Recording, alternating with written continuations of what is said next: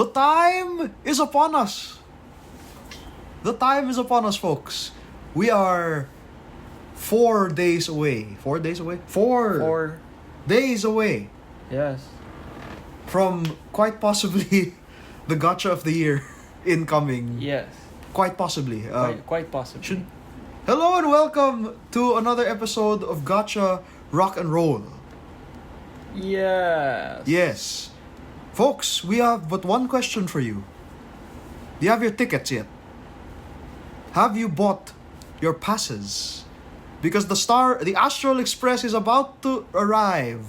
Ladies and gentlemen.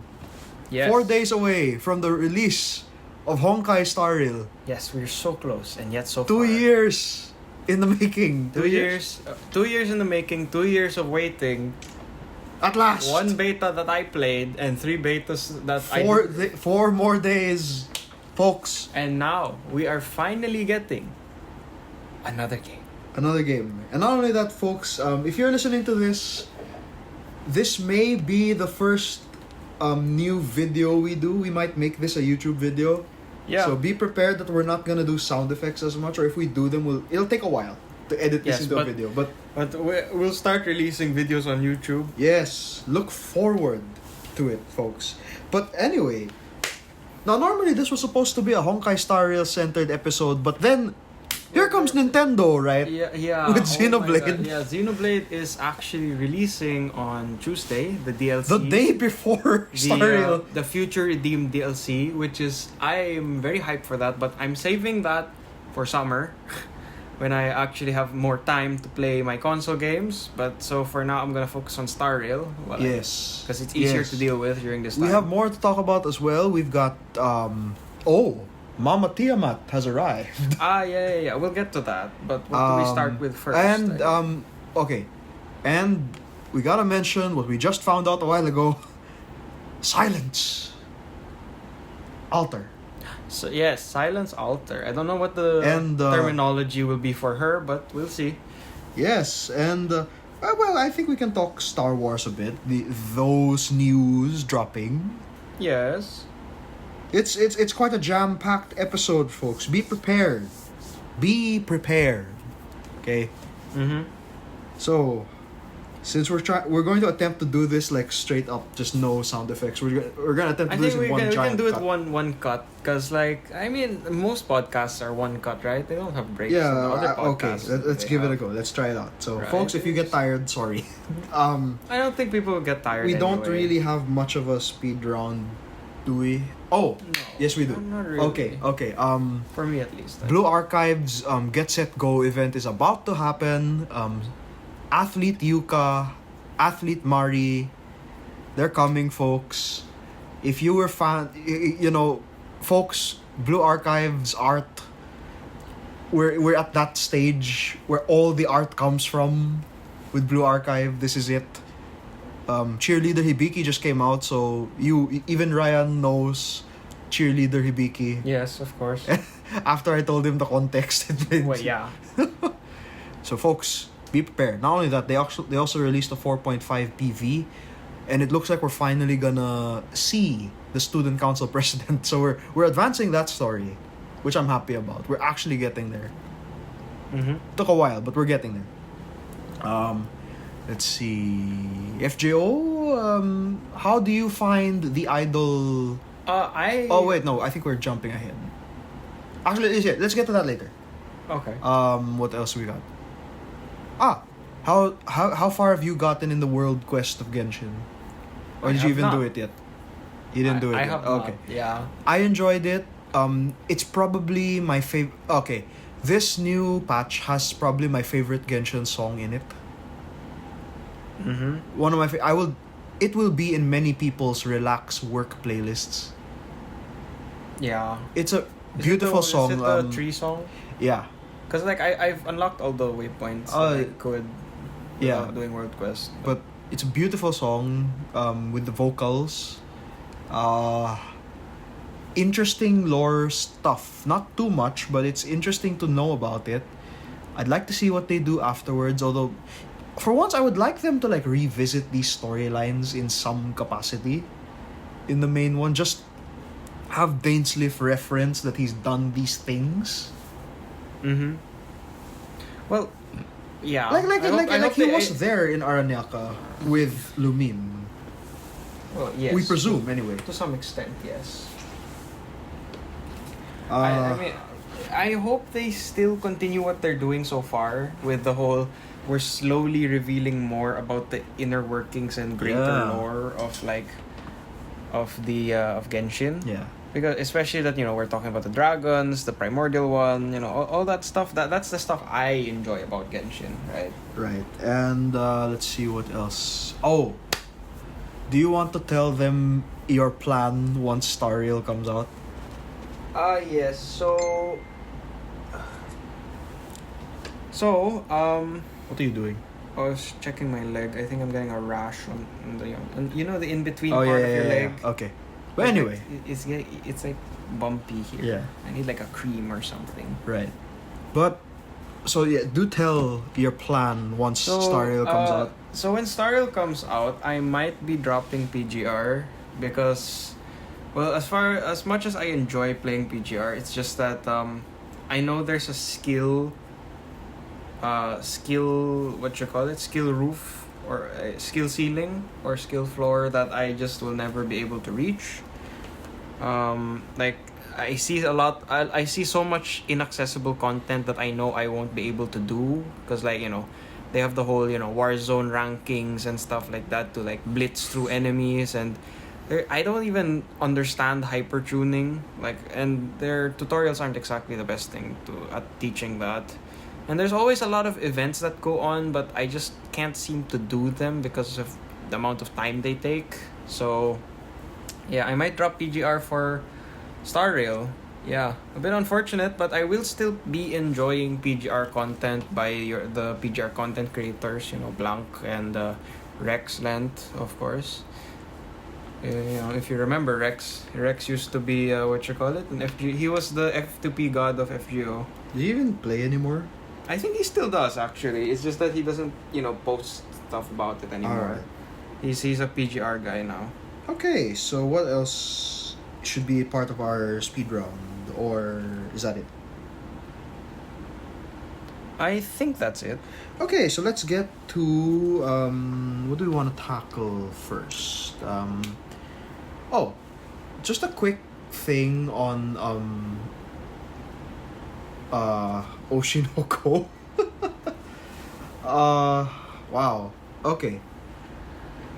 Folks, I think watching Oshinoko, guys, is quite the educational experience. Like, if you want to get into the industry of entertainment, if that's what you really want in life, I think you need to watch Oshinoko. Not to scare you off, but to know that this is what you're getting into.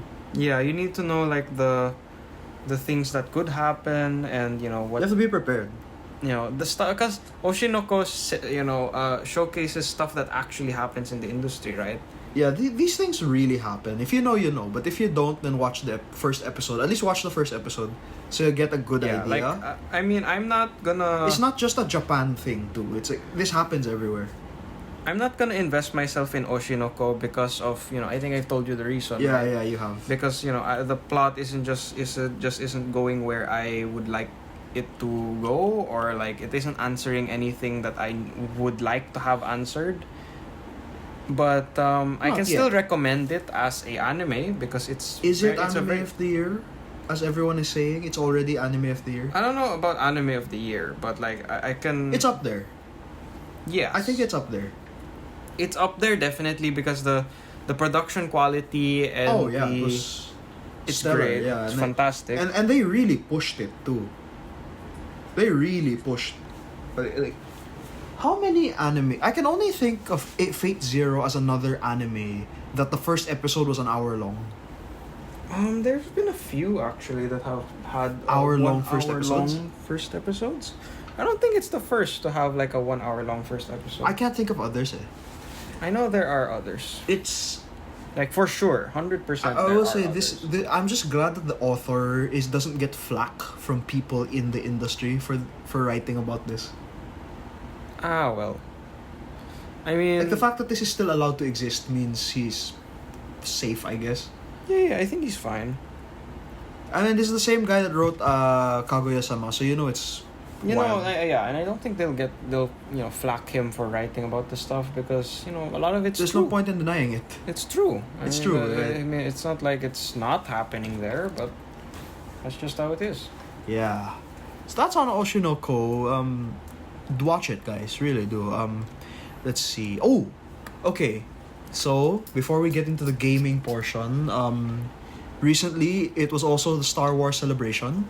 Yes. A few things I want to say. There's One, some interesting stuff that happened during that. Okay, first, I'm so happy Ahmed Best got to redeem himself. Yes, as Ahmed Jar Jar. Best, for those of you who do not know, is the actor of Jar Jar Binks. He plays a Jedi character in Mandalorian. Yes. And he turned out to be like one of the best things about that season. Yes, because he's the one who saved Grogu. Yeah, that's why Grogu is alive because of him. Because and I of think him. that Jedi is still alive, right? Yes. What's Khaled? I don't know. Like I just call him Ahmed Best because that's his real name. What's his name? Caloran Beck. Kelleran Beck. I think that's his name. Caloran Beck. I'm so happy to see that more and more of the crazy fans that hate on these actors go away. People hated Hayden. Remember? Yes, they People hated Hayden when he came for out. his And Revenge of the Sith. to see him tear up when he hears how much people missed him and are so happy to see him, it makes Yeah. you tear up. Because The poor guy, he was given so much flack for Anakin. Right? and he wasn't even bad. He wasn't. I don't get why people hated as him so much. as Star Wars theory put it, Hayden played Anakin exactly how George wanted him to be. Exactly. So And you shouldn't be hating Hayden for how it was acted. You should be hating Anakin because that's how he was. That's how meant he to is. be. yeah. That's his character. So yeah, And he played him to a T. Yeah, Ahmed Best, he got his redemption. I wish the kid that played Anakin in episode 1 did. But I don't Jake something the kid Kid Anakin. Anakin, yeah. He never got his chance yet. I want him to have a chance. He's probably much older now. Exactly, Ahmed Best is much older now too. Oh, yeah. Give him something. Yeah. It's fascinating, and I'm really it's happy to hear. Ahmed Best finally got his chance. Not only that, he's a good actor. People don't realize he is a good actor. He is. He's great. It's just that Jar Jar Binks kinda muddied his career, maybe forever. Yeah. But this was a good thing. Now it's showing you, yes, he's so much more. Yeah, right? he's more than Jar Jar Binks, He's which is more what I'm than really... just Jar Jar, right? He can be better. Yeah, He's he great. was. And he is. Oh my god, yeah, he is. Yes, he is. Let's see. Okay, what are your thoughts on Jedi Survivor? Does it look good? I am excited to see Okay. what happens because Does it... Okay, Fallen Order was a good Star Wars game. It's one of the few. yes, Good. it's one of the few really good Star Wars games. Yeah, and we're excluding the Lego games in that... because the Lego games most of the that's time a Lego game. most of the time the Lego games end up nice anyway, but yeah. as a Star Wars game, like Fallen a Star Order's Wars up based. there. Fallen Order was fantastic. It had everything people wanted. Well, If you want a the Jedi Star Wars game. Honestly, the only issue with Right. Fallen Order is it's too short. Well, that's why Right. we have Jedi Survivor. Yeah. Because now you're back with Cal and you're doing Kestis and thing again. everything, yeah. And it gave you the fan service you wanted by having Vader in it, Yeah. and it gave him justice because You can't fight him. beat him. Yeah. You can't even deal damage to him. He doesn't have a health bar. He's boss is there's something wrong when the boss you're gonna fight does not have a health bar. Yeah, There's run. something up. It literally tells you to run. No, yeah. Take no, his this advice. is not You would be wise to surrender.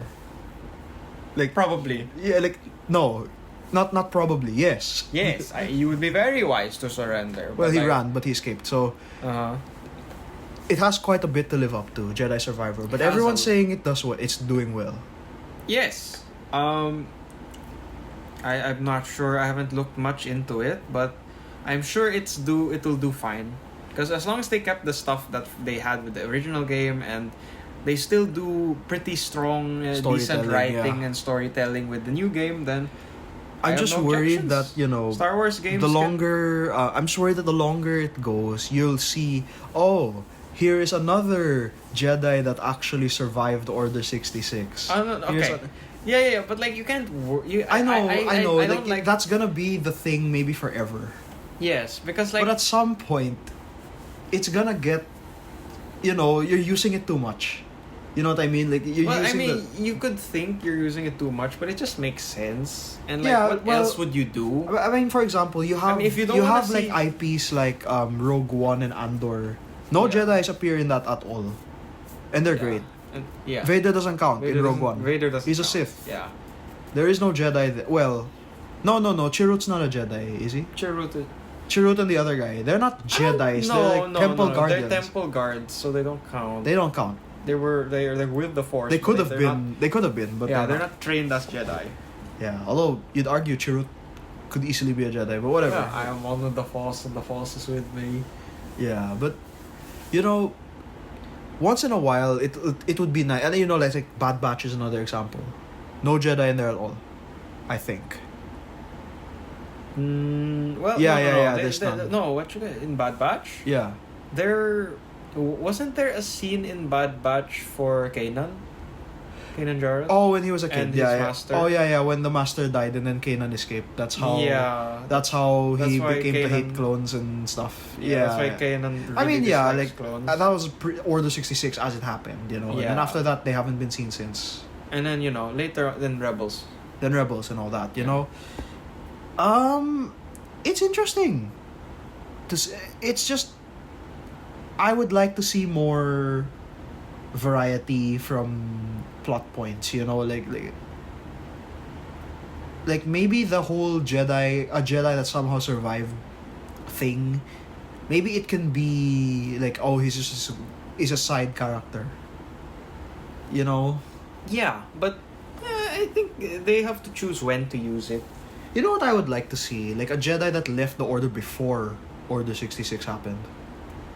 Left the Order first, then it happened. Does Don't you just does mean Ahsoka? No, but like Ahsoka's a kid. Ahsoka's a kid. No, she's not anymore. I mean, I'm talking like some old guy, like a Dooku kind of guy. Oh well, I doubt we'll find one, it. but most of the Jedi that are really old don't leave the Order anymore. Or they're just dead by now. They're either dead or they're just really old and Yeah. they didn't plan on leaving the Order anyway because Yeah. they're become more of negotiators. I see, but overall, there's excitement. I just got. Oh, by the way, folks. Small tangent again. I just got news from a friend. Season 2 of the Arknights anime is the Frost Nova arc. Oh yes, yes! Oh my god, I wanna see that anime. You want to see her, Oh, You want to see her go? I hate to see her go, but I wanna see it animated, cause oh my god, that was I really enjoyed that part of Arknight's story. And the animation of the Arknights anime is wow. I'm so proud of them, and please make more. All right. I want you guys, the anime, to go really deep into the stuff. Get us OVAs of Dark Knight's memoir or something. Oh, yeah, right? that's cool. And get us through the story. I wanna see chapter 10 stuff. I wanna go all the way to Victoria for that arc, arc 2 of the story, past the Chernobog arc, because I wanna know what happens there. Because Alright. that stuff is very big. Yeah, and you don't even play the story in Arknights. I know a good bit of it, but I don't play it because I'm lazy. Yeah. See. I've been stocking up on Originium Prime lately. I have 42.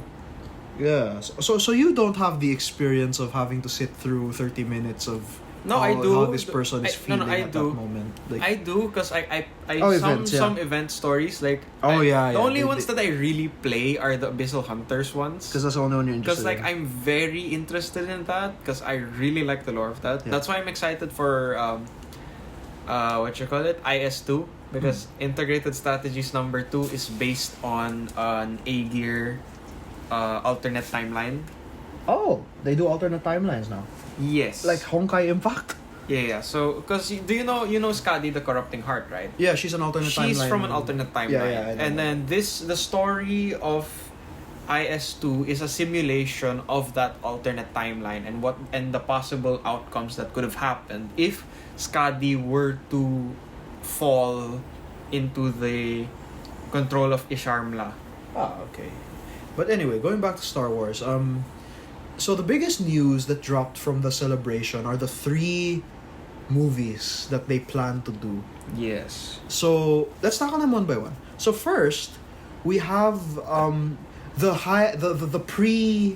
prequels movies. The Old Republic. The Old right? Republic movies. Now, that's an era that's not as discussed in the canon. Which not is, only that, it's so rare that you don't know what's canon, right? Exactly. How do you not mess it up? You just base. We have to ask that question with Star base Wars. the technicalities and political structure on Knights of the Old Republic. So, Because but Knights do of you the Old do you Republic is very tackle accurate okay? But to- do you tackle Darth Revan? Do you tackle Okay, the then Moore that- talisman? that- you know, okay, you know, but if the Moore talisman and stuff like okay, but that's more of whether or not they want to target those characters as their main characters or they want to focus on someone else. Yeah. Because they could do either to explain the structure of the Old Republic, right? yeah. Right, and if you have acting and setting construction like Obi-Wan Kenobi, Yeah. then you're going to have a really nice show Yeah. because like Speaking- it's all yeah. unfamiliar Yeah. and you're gonna have unique stuff and it's Yeah. still gonna be Star Wars. Speaking of, by the way, while we are happy for like Ewan McGregor and especially Hayden as well Yes. for getting the chance to be Anakin and Obi-Wan again, Yes. Obi-Wan Kenobi does not need a season 2. Obi-Wan, you cannot have a season 2 for Obi-Wan Kenobi. That you can't. It doesn't work. Like Yes, because it's like difficult. Or if it does, like Vader. Okay, here's the other thing too. Didn't James Earl Jones retire as Vader? yes. So he's not gonna talk. No. Or they're gonna get another guy. James allowed his voice to be used. His So they're gonna do it modulated AI voice. style. They're gonna make AI They- versions of his voice. They use like clips and stuff to reproduce his voice using technology. Oh, so yeah, it's an AI But voice. they still use his voice as the base. Then just for some lines they just Yeah. change it a bit I so it guess sounds so. correct. And then But at the end of Hayden's the one in the suit. Hayden's the one in the suit. Yeah. But what else could they do if they want to do Obi-Wan season 2? You can. What do they 'cause, do? Like, What do they tackle? you can't have season 2 because you already declared him as becoming hermit in the deserts and studying with Qui-Gon and And he met Luke took already. him, and he met Luke and that took him like years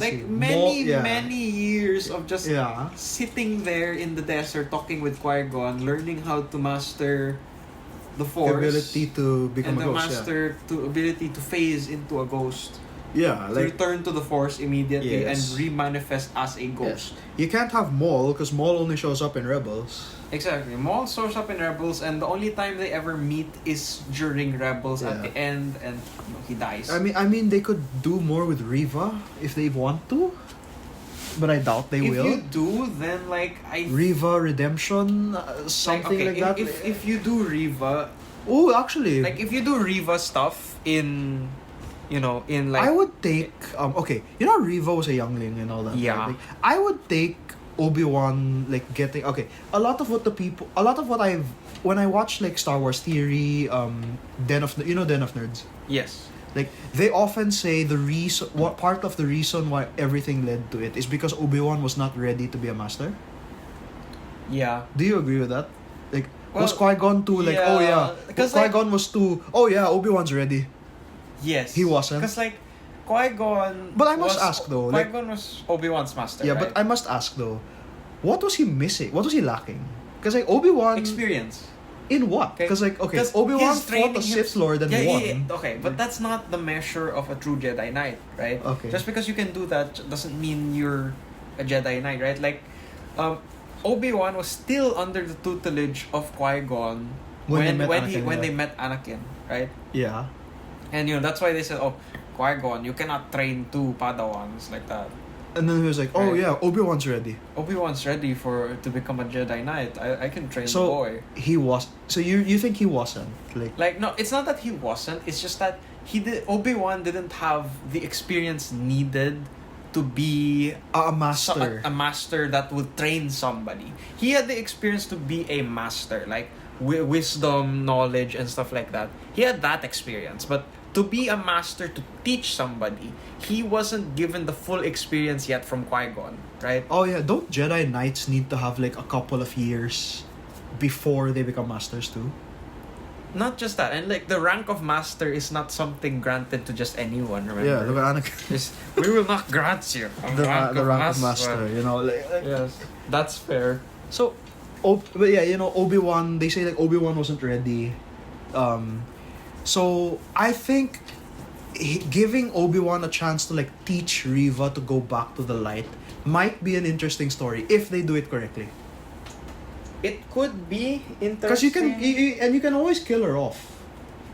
You can always kill her off. They could have killed her off already. Yeah, but like you can now. Like just say like, oh, after she turned to the light, the Vader found her again and killed her. Done. Yes, but then like I don't think that's substantial enough to merit its own story, and like Obi-Wan is already in his old man training arc. It could go either way. You Like, should just we'll leave see. him be. It might see Jabba again. Who knows? What the Jabba the Hutt? No. Why you need to see actually- Jabba again? Well, actually, it's been a while, you know. Anyway, so yeah, okay, going back. How do you not screw up the prequels, like the High Republic? the High. It's called the High Republic according to Disney, I think. Well, yeah, the High Republic or the Old Republic. Yeah, how do you not mess it up? You have to ask it like that when it comes to Star Wars these days. How do you not mess it up? Well, I think it's always been on terms of like whether or not you can actually design portray Well- everything correctly, because you gotta follow the lore. At most. Can't Disney right? just make up its own lore at this point? No, because like we have some pre-established stuff Yeah, about but the then, Old Republic. well, right? yeah, but that's stuff that they can choose to make canon or not. Yes, but okay, at the bottom line is that you can't be too finicky with it, because during the Old Republic there were still Sith around and stuff, right? Yeah, that's fair. Just put it down. Just finish your thing, so we can do it. Like I have a comic book of the Zane Carrick story, which is set in the pre-Republic. I always thought Zane Carrick was an interesting character because of his storyline of his masters tried to kill his Padawan batch because one of them had a vision that a Padawan from that batch would bring about the return of the Sith. They were so scared of that they killed all their Padawans, and Zane Carrick is, by the luck of the Force, was late to his initiation, so he didn't die, so he escaped. Yeah. So stuff that brings into question. Oh, premonition isn't always the best thing. I mean, but like, you know, I like think that's always. established I think that. that's an interesting story they could do. Zane Carrick's also like very flawed character, so you won't have to worry about him being a Mary Sue. Yeah, he's a very flawed character. He's not even that good at being a Jedi, but you know, because he never really became a. But Padawan, he's the kind right? of Jedi that you've been looking for. The blaster Jedis, like he's one Yeah, of those. Like, you 'cause know, he had to get used to shooting blaster people. and lightsaber. Right? Yeah, he has to. Because there is a Jedi style that focuses on blaster. You mostly see combat. that in the games, I think. Yes, but in the books you can actually see Yeah, some of you the know, blaster combat. I think that comic is where they introduced Celeste Morn, the girl who has the Moore talisman. It's just a more talisman again. Oh. Okay, that's Don't- just a big bag of worms that The more I don't know talisman, if you yeah, wanna like, dig into that. Like, it's honestly, we could you explain could- that. We could explain that if you I'm want. not We can gonna make it. explain We can make a video the more of it. talisman now. Okay, I'm gonna. My brain is going to melt From that. already Yeah. from Okay. that. But okay. So Like, basically, for you, High Republic, grab what was good. Don't. grab what is good. Make sure it stays within the logic of the High Republic or Old Republic. That like Jedi's are still mostly negotiators. By the way, where is the transition? Like, what caused the transition? like the end of the Sith, right? The official end of the Sith. So like, Oh, no more so- Darth Revan, no more Darth Bane, none of those Sith yeah, Lords. like I asked again, like I asked a while ago, like if they would bring him up, like would it be a post Revan era? I mean, I guess it would be post Revan. I guess we see- either way, whether or not he went Jedi or Sith, it would be post that. If there Oh, were we to see be a Plagueis? transition, I mean, yes, Plagueis was a senator. Yeah, he was what's his name? He shows up in Phantom Menace. Yes, he is. What was He's his name there. again? He's the what you call it, the white bald man thing. He has a name. He's one of the banking clan aliens, right? Yeah. No. Yeah, He's yeah, from yeah. Naboo, I think. No, but his Or like- species is the banking clan Yeah, he species. is. The Squidward looking Squidward aliens. guys. Yeah. What was his real name again? I know he shows up in the books as well. Like he showed up in the book looking for Anakin at I some forgot point. what Like, his name was. Ego the Mask. Higo the Mask. Yes, Higo the Mask. That's cool. Like they should Wait, do is that. it an H? Higo. Higo? But people just say Ego the Mask. Ego the Mask. Yes. Now I remember. Ego the Mask. Yes, or Darth Plagueis. the guy that discovered the secret To manipulating midichlorians to protect life, or to do manipulate. You know, life. you can explain if that's. Well, no, they explain. The sequels told us it was a real thing. Like, you know, like that's its own. We will get to that, guys. We will get to that. That's another freaking toilet that I have to dig my hands into. Okay, and, but like, okay, oh so- my god. Could they show us Darth Plagueis? Yes, like if they want a villain, I think so. No, because like Darth Plagueis. Oh, no one's supposed to know he's there. Yeah, the entirety of his existence as a Lord of the Sith was in silence. Also, like a real like secret. Yes, because his focus was really discovering the secrets of midichlorians. That was his purpose. Oh, so Right. he really didn't like do things like I'm going to attack this he place. knew that like in time, maybe my power will be strong enough to bring the return of the Sith, right? I guess so. Like that's one Or the route. revenge of the Sith, right? And like and of course, rule of two, he trained Sheev Palpatine, who would then become Darth Sidious, the Emperor. Yeah, Yeah. You know how it goes, guys. and Sidious would It kill could work. Plagueis in his sleep. It And could then- work. This is being directed by I forgot his name, but he's the guy who directed Logan. Logan, the What's his Wolverine name? movie. Shoot, Hold on. It's directed by What's his name? I forgot his name. James Mangold. James Mangold. Okay. Logan was a great movie. Logan so, was you great. know Like that- it had that dark side to it. let's see. What are the other movies? Man, like Have you ever seen Ford versus Ferrari? no. Have you ever seen The Wolverine when Yes, released in Japan? yes, He with also the- directed yeah. that movie. Yeah. That was a good movie. Like, The Wolverine was really good also. And you know like he's also directing the new Indiana Jones. I'm interested to see how that works because they got what you call it Harrison Ford back and He's he's like Indiana Jones, and yeah. he's old, right? And This he- is the last Indiana Jones movie. yes, the old Indy and there he's getting a call back. It's like- Yeah. In there and all that. They And brought then- his dad back. That's the other thing. yeah, In there. yeah. So James Mangold, so he's a Dr. good Jones. director. So Thor and Dr. Jones. Okay, enough. Okay. James Mangold's Yes. a good director, so we have faith in that. We have faith The that he can make nice, dark, and plot-filled movies. Whether or not it will apply to the Star Wars setting is a different story. Yeah. But I have faith in him. He did really well. Oh, so his James Mangold's movie will go back to the dawn of the Jedi. So Dawn he's of talking the the Jedi. origin of the Jedi. That's Okay. very So that's very very long time ago. Okay, because back then when the if you're Force was looking- just everything. okay. If you're looking at Dawn of the Jedi, lightsabers don't exist. Yeah. So There's they're no such literally- thing as lightsabers. We're talking like Yoda style, but everyone. Not Yoda style. No. Like you know, The- Yoda, he's a Jedi. He controls the Force. He's like. These guys will use swords. Okay. Will they use those The- like those? the- Will there they will use be those Sith Legends War- lightsabers? The ones that have like wires in their backs. The proto sabers. The proto sabers. If you're looking Dawn of the Jedi, those don't even exist yet. Oh, Dawn so of the Jedi will be pure like force on force. force battles. on force. Mastery of the Force is the key. Maybe we'll see force We'll fire. see. There is force fire. Yeah, maybe we'll see it Yeah, in happen like- in live action.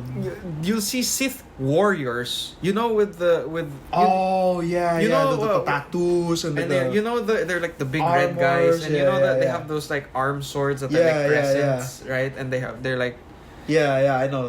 yeah. Like, they will have Sith warriors. Research and it, guys. stuff, Look and it up.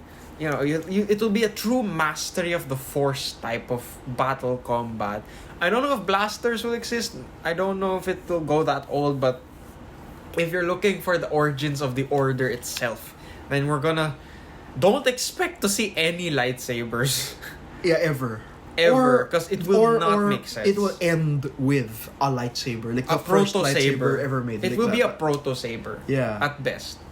Can you imagine if they do that? If they show us the dark saber? I mean, they could use. They could show us that Mandalorian Jedi. No, like, because I forgot. The only Mandalorian Jedi. The only right? Mandalorian Jedi, yeah. I forgot who made. There's no. The origins. Mandalorian Jedi, right? Yeah. Didn't he make it? He made it, but nobody understands how. Yeah, like, because do black kyber crystals exist? We don't know. We don't. Like, people have tried to dismantle Darksaber, they don't know how. Yeah, okay, kyber crystals get their color based on what the Jedi who finds them does, right?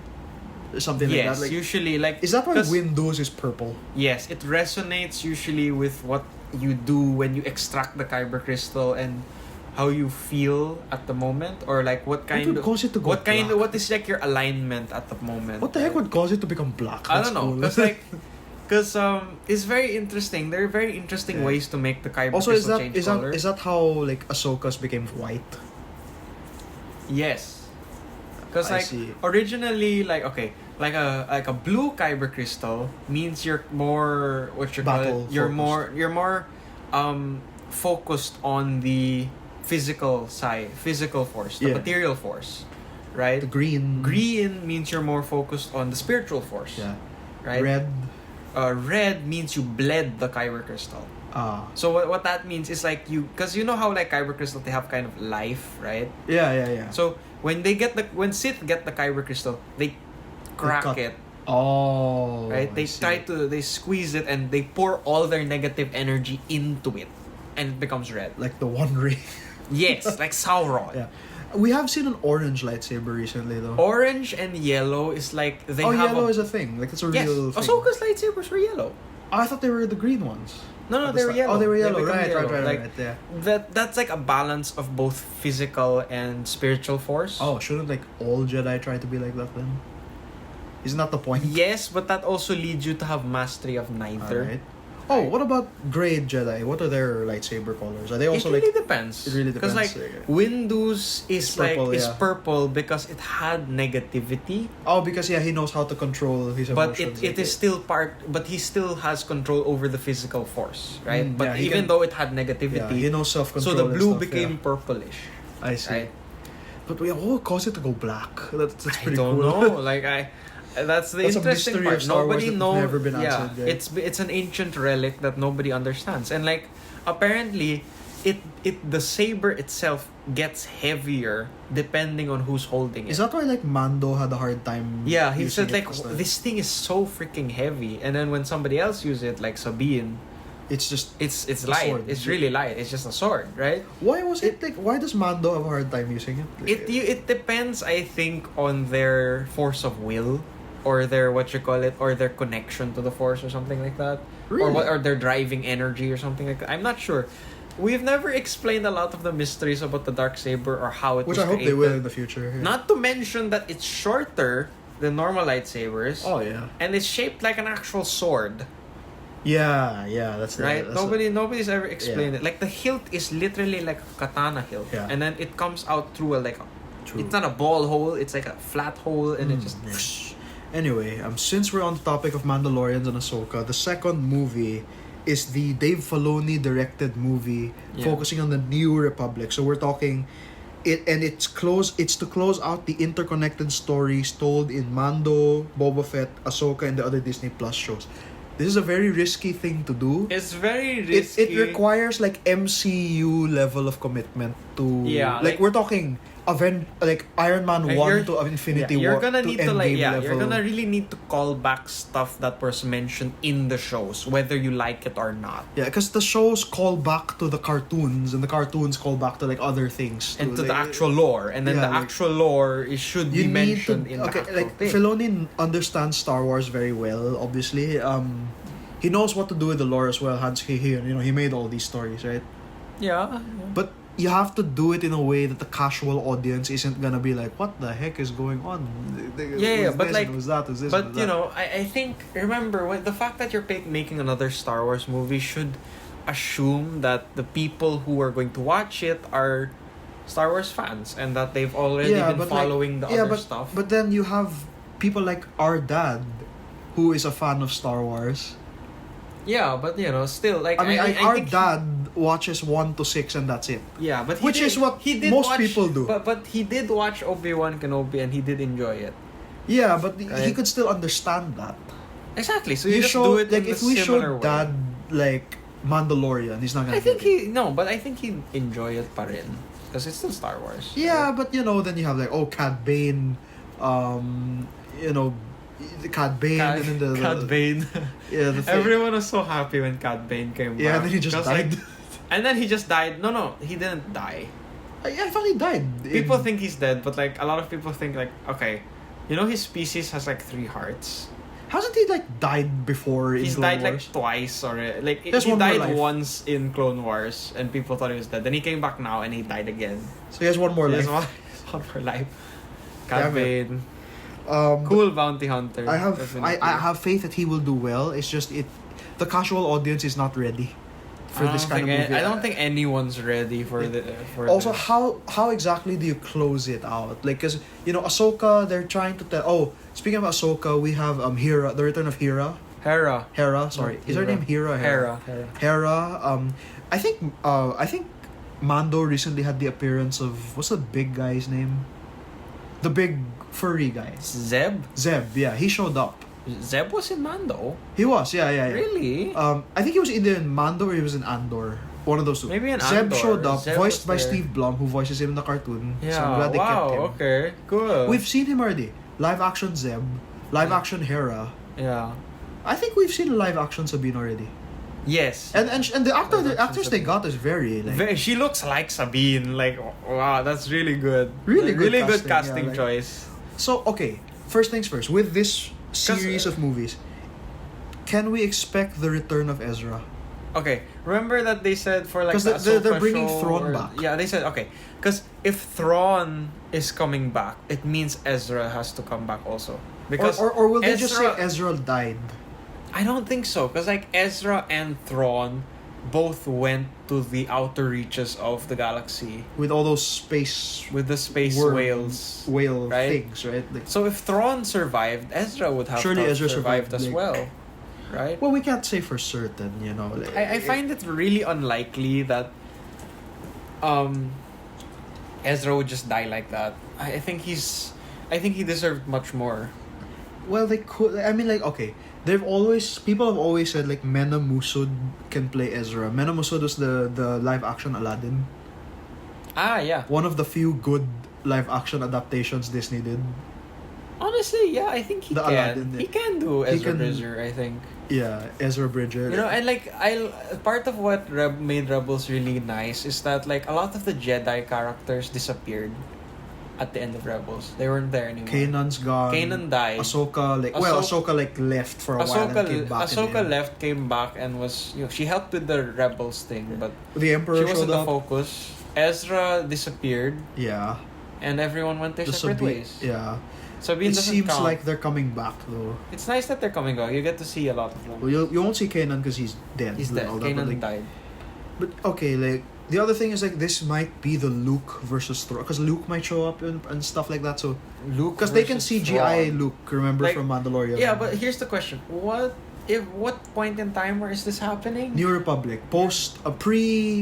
pre-episode 7. Okay, I mean, I guess you could say, oh, this is a conflict between Thrawn, but I mean, why? Thrawn would be like a last remnant of the Empire. Yes, but kind of thing. well, I guess there are remnants of the Empire, so it would be Yeah, the First Thrawn- Order. No, the First Order is something else. No, but I thought like the First Order came about from like the remaining people that were loyal to the Empire and they started their own thing again. Something like that, I guess, but.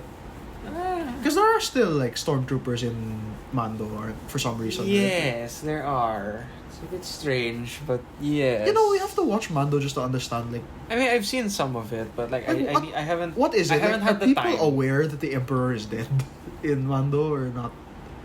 A lot of them just don't care. Oh, because it's in the Outer Rim.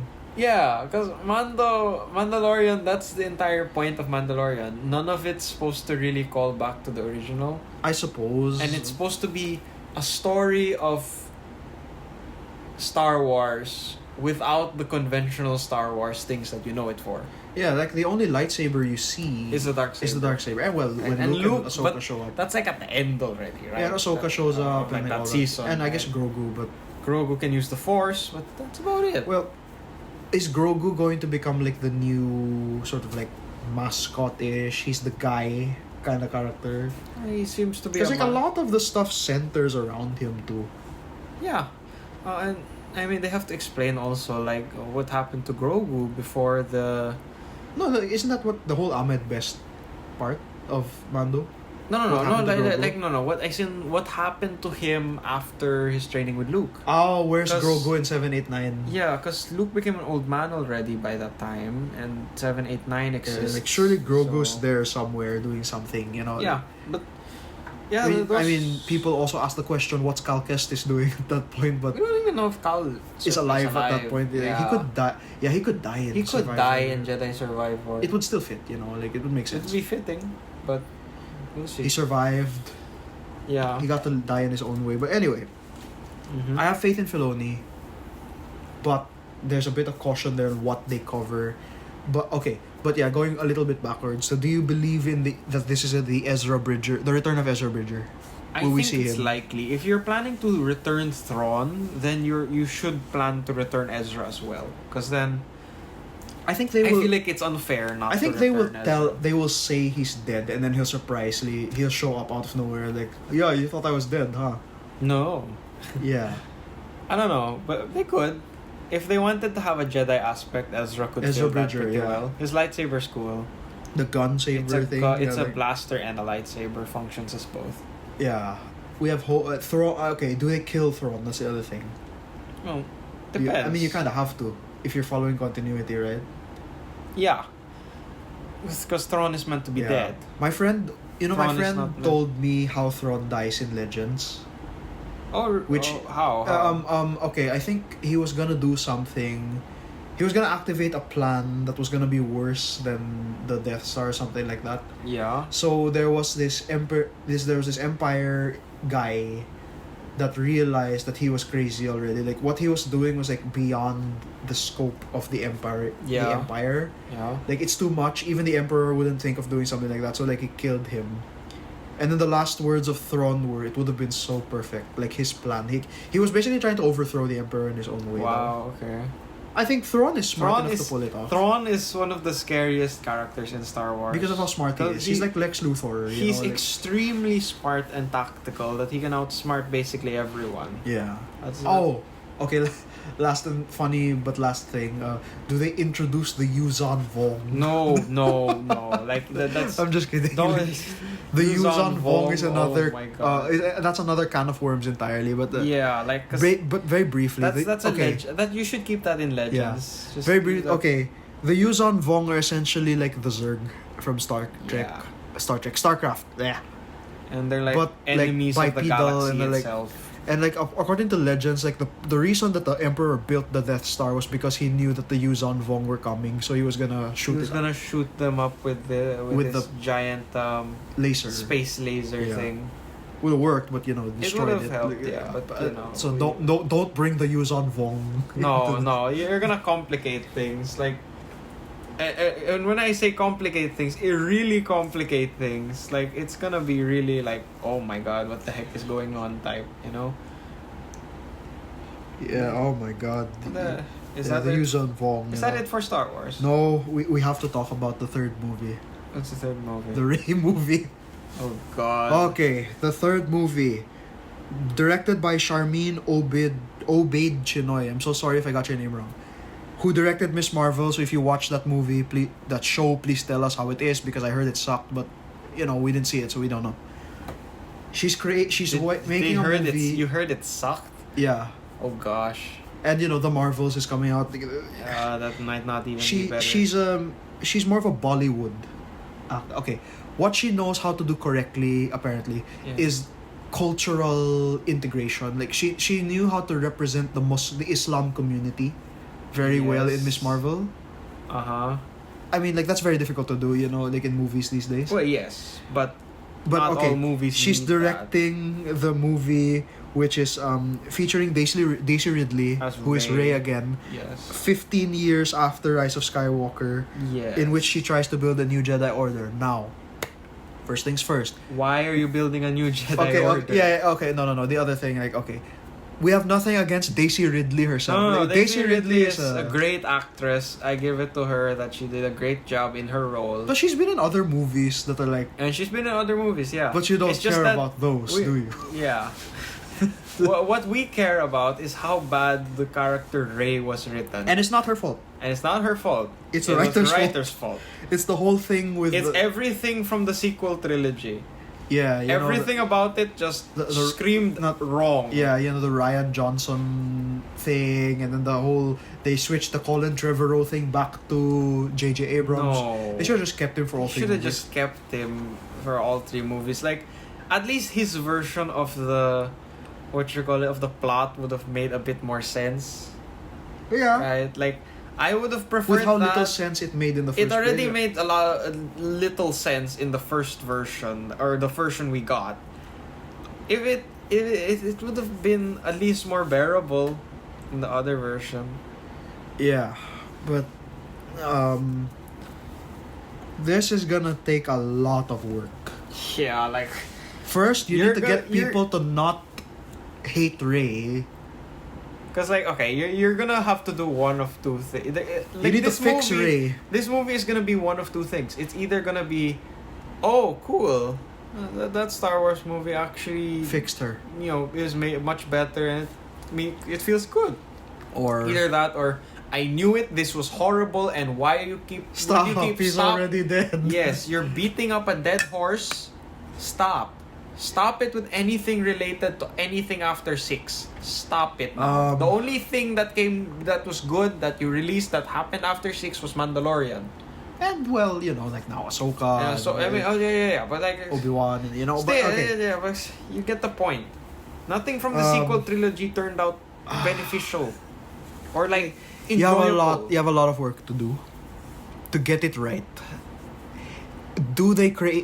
Should this be episode 10? Is what everyone's asking. Oh God, no! Stop! He's already dead. No, because I've heard Den of Nerds and Geekdom 101 talk about this. They could do is make this a standalone. If it does well, they can say it's a prequel to episode 10. If they want to do episode 10. Episode 10? Episode 10? What are you gonna do in episode 10? There's no more Sith. Again. No more. It's over. Everything's over. You know why there's Sith again? Because you tried to make another Jedi Order. That's why. Yeah. Well, where there the are obvious Sith, thing is, there must be we're gonna have Rey make sure she doesn't do what Luke did in his movie, his stuff. That's what all the That's what young they all masters say, say. yeah, I won't make the same mistake. Proceeds to make the same mistake. It's gonna take a lot of work. I wish them luck though. I would because Ahmed Best got a chance, Hayden Christensen got a chance. I don't want Daisy Ridley's career to be ruined because of Rey. It's not like it was ruined. No, but okay. Finn's never coming back, according to John Boyega. John Boyega. He said he'd never come back after the whole debacle there. Yeah. Sad because we'll never see Finn again. Maybe Poe comes back, Oscar Isaac, because he's working with Marvel, but maybe. So Disney, it's possible. Poe, it's possible he could do stuff with him. Kylo Ren, they might bring him back. His back must hurt too much already from carrying the 3 movies. Yeah. His back hurts a lot. I'm brain farting. What's his name again? The actor? I don't remember. Adam Driver. Yeah. Adam Driver. He could show up in flashbacks. Maybe a hallucination. Sure. And don't even get us started on the Rey pregnant theory. Stop. If you're gonna talk about that, I'm done. No, I'm not. We still have to do our other topics. So I think we reached 1 hour on Star Wars and we're not even done yet. We should move. Okay. We should move. The 3 movies, very open skepticism.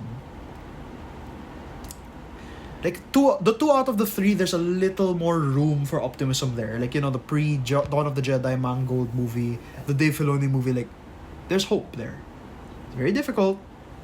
We will see. Yeah. Okay, that's enough Star Wars.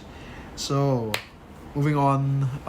Okay, since you're watching a video of it anyway, let's tackle Mama Tiamat has arrived. Yes, it came out of nowhere. Fate Grand Orders arcade collab. We finally got an arcade server. And this is just a pre-release event. Okay? Yeah, so This everybody is- believes that there will be somebody else that shows up, which I Yeah. doubt. But because what everyone's like, oh, you know, like make Beast Nero a welfare, but she was a 5-star. So unless you make Beast Nero the first 5-star welfare to ever happen, No. it has to be somebody else. My money is on Noah. I want okay.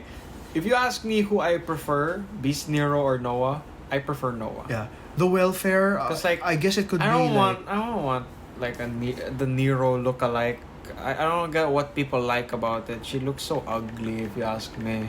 Maybe I think it's more of the character and like the Sodom's beast.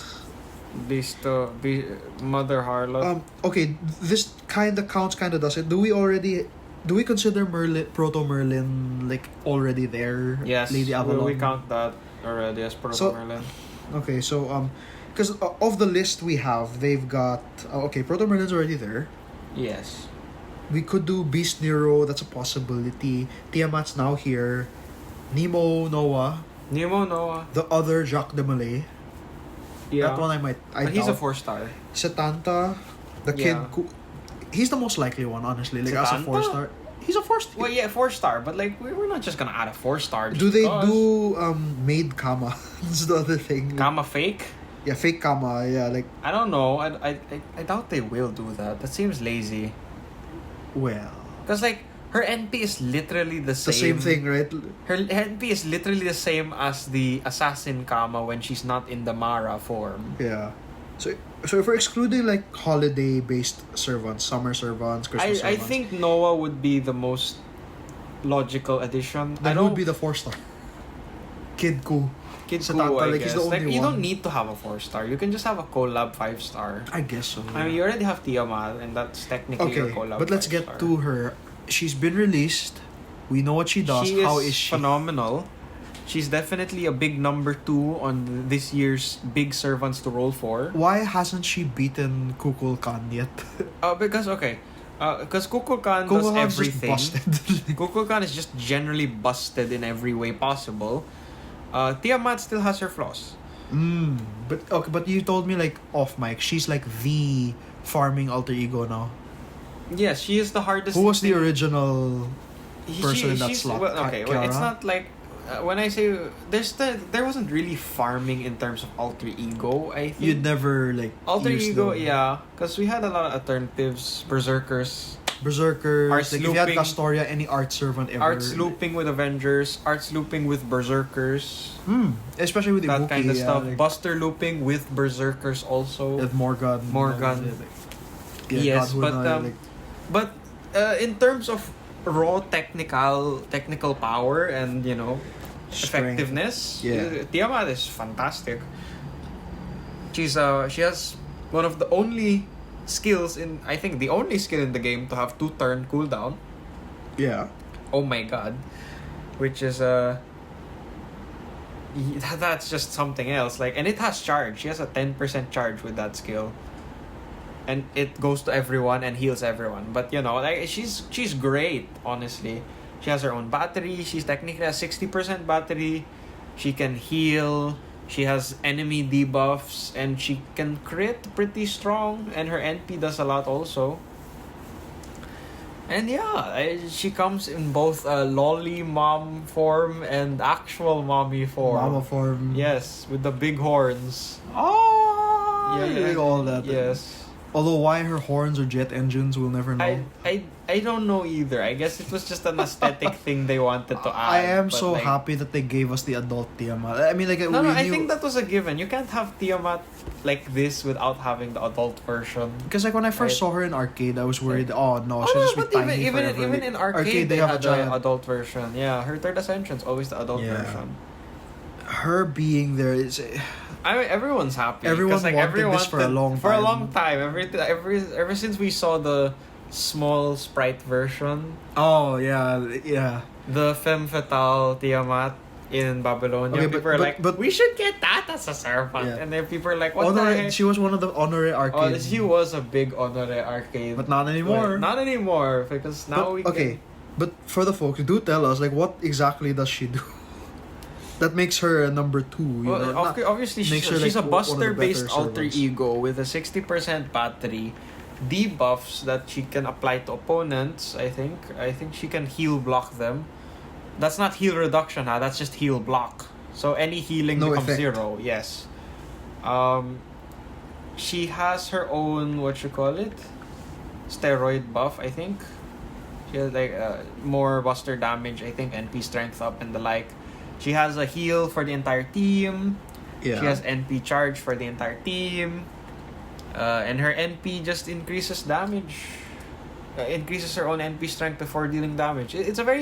She has a very simple yet very effective kit. It allows her to get big numbers due to her base stats. But what is she? Is she a DPS or is She's she a DPS, yes. And her passives very much support that. She has a Merlin passive.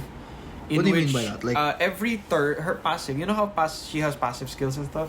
Every turn she gets 5%. Isn't that an Avenger thing? The Avenger version, it depends. It's usually 6 or 7% for Avengers. I see. Oblivion Correction, that's what it's usually called, I think, for Avengers. Yeah. And I asked this as well, like, off mic, like, isn't King Protea like a part Tiamat as well? Like, Yes, that, she that is. would make this interesting. Like, Yeah, she is. That's why she has the horns. She's also part Tiamat. Has she Part of her changed? essence has... So is she a must roll? Would you say? Who? Tiamat? Yeah. I mean, Kukulkan is a must roll. Kukulkan is basically a must roll. Like, I don't think I'm gonna roll for any foreigner besides Kukulkan. Yeah, because she's like the. Like, Come on, like she's I don't the think most there's busted any servant I ever. don't think there's any foreigner that I actually like aside from Kukulkan in terms of gameplay. Yu. I'm not a big fan of the whole burn Yang gimmick. Guifei. Yeah. Goi. Who? Yeah, Van Gogh. Gogi. I say Gogi. Yeah, Go. I say Goi. It makes more sense to me. But like, Yeah, but like because for that I just no. I don't like playing with curses either. so Kukulkan's like the only Kukulkan foreigner. is just straightforward and what the heck is going on? Why did your buster do like 300,000? But yeah.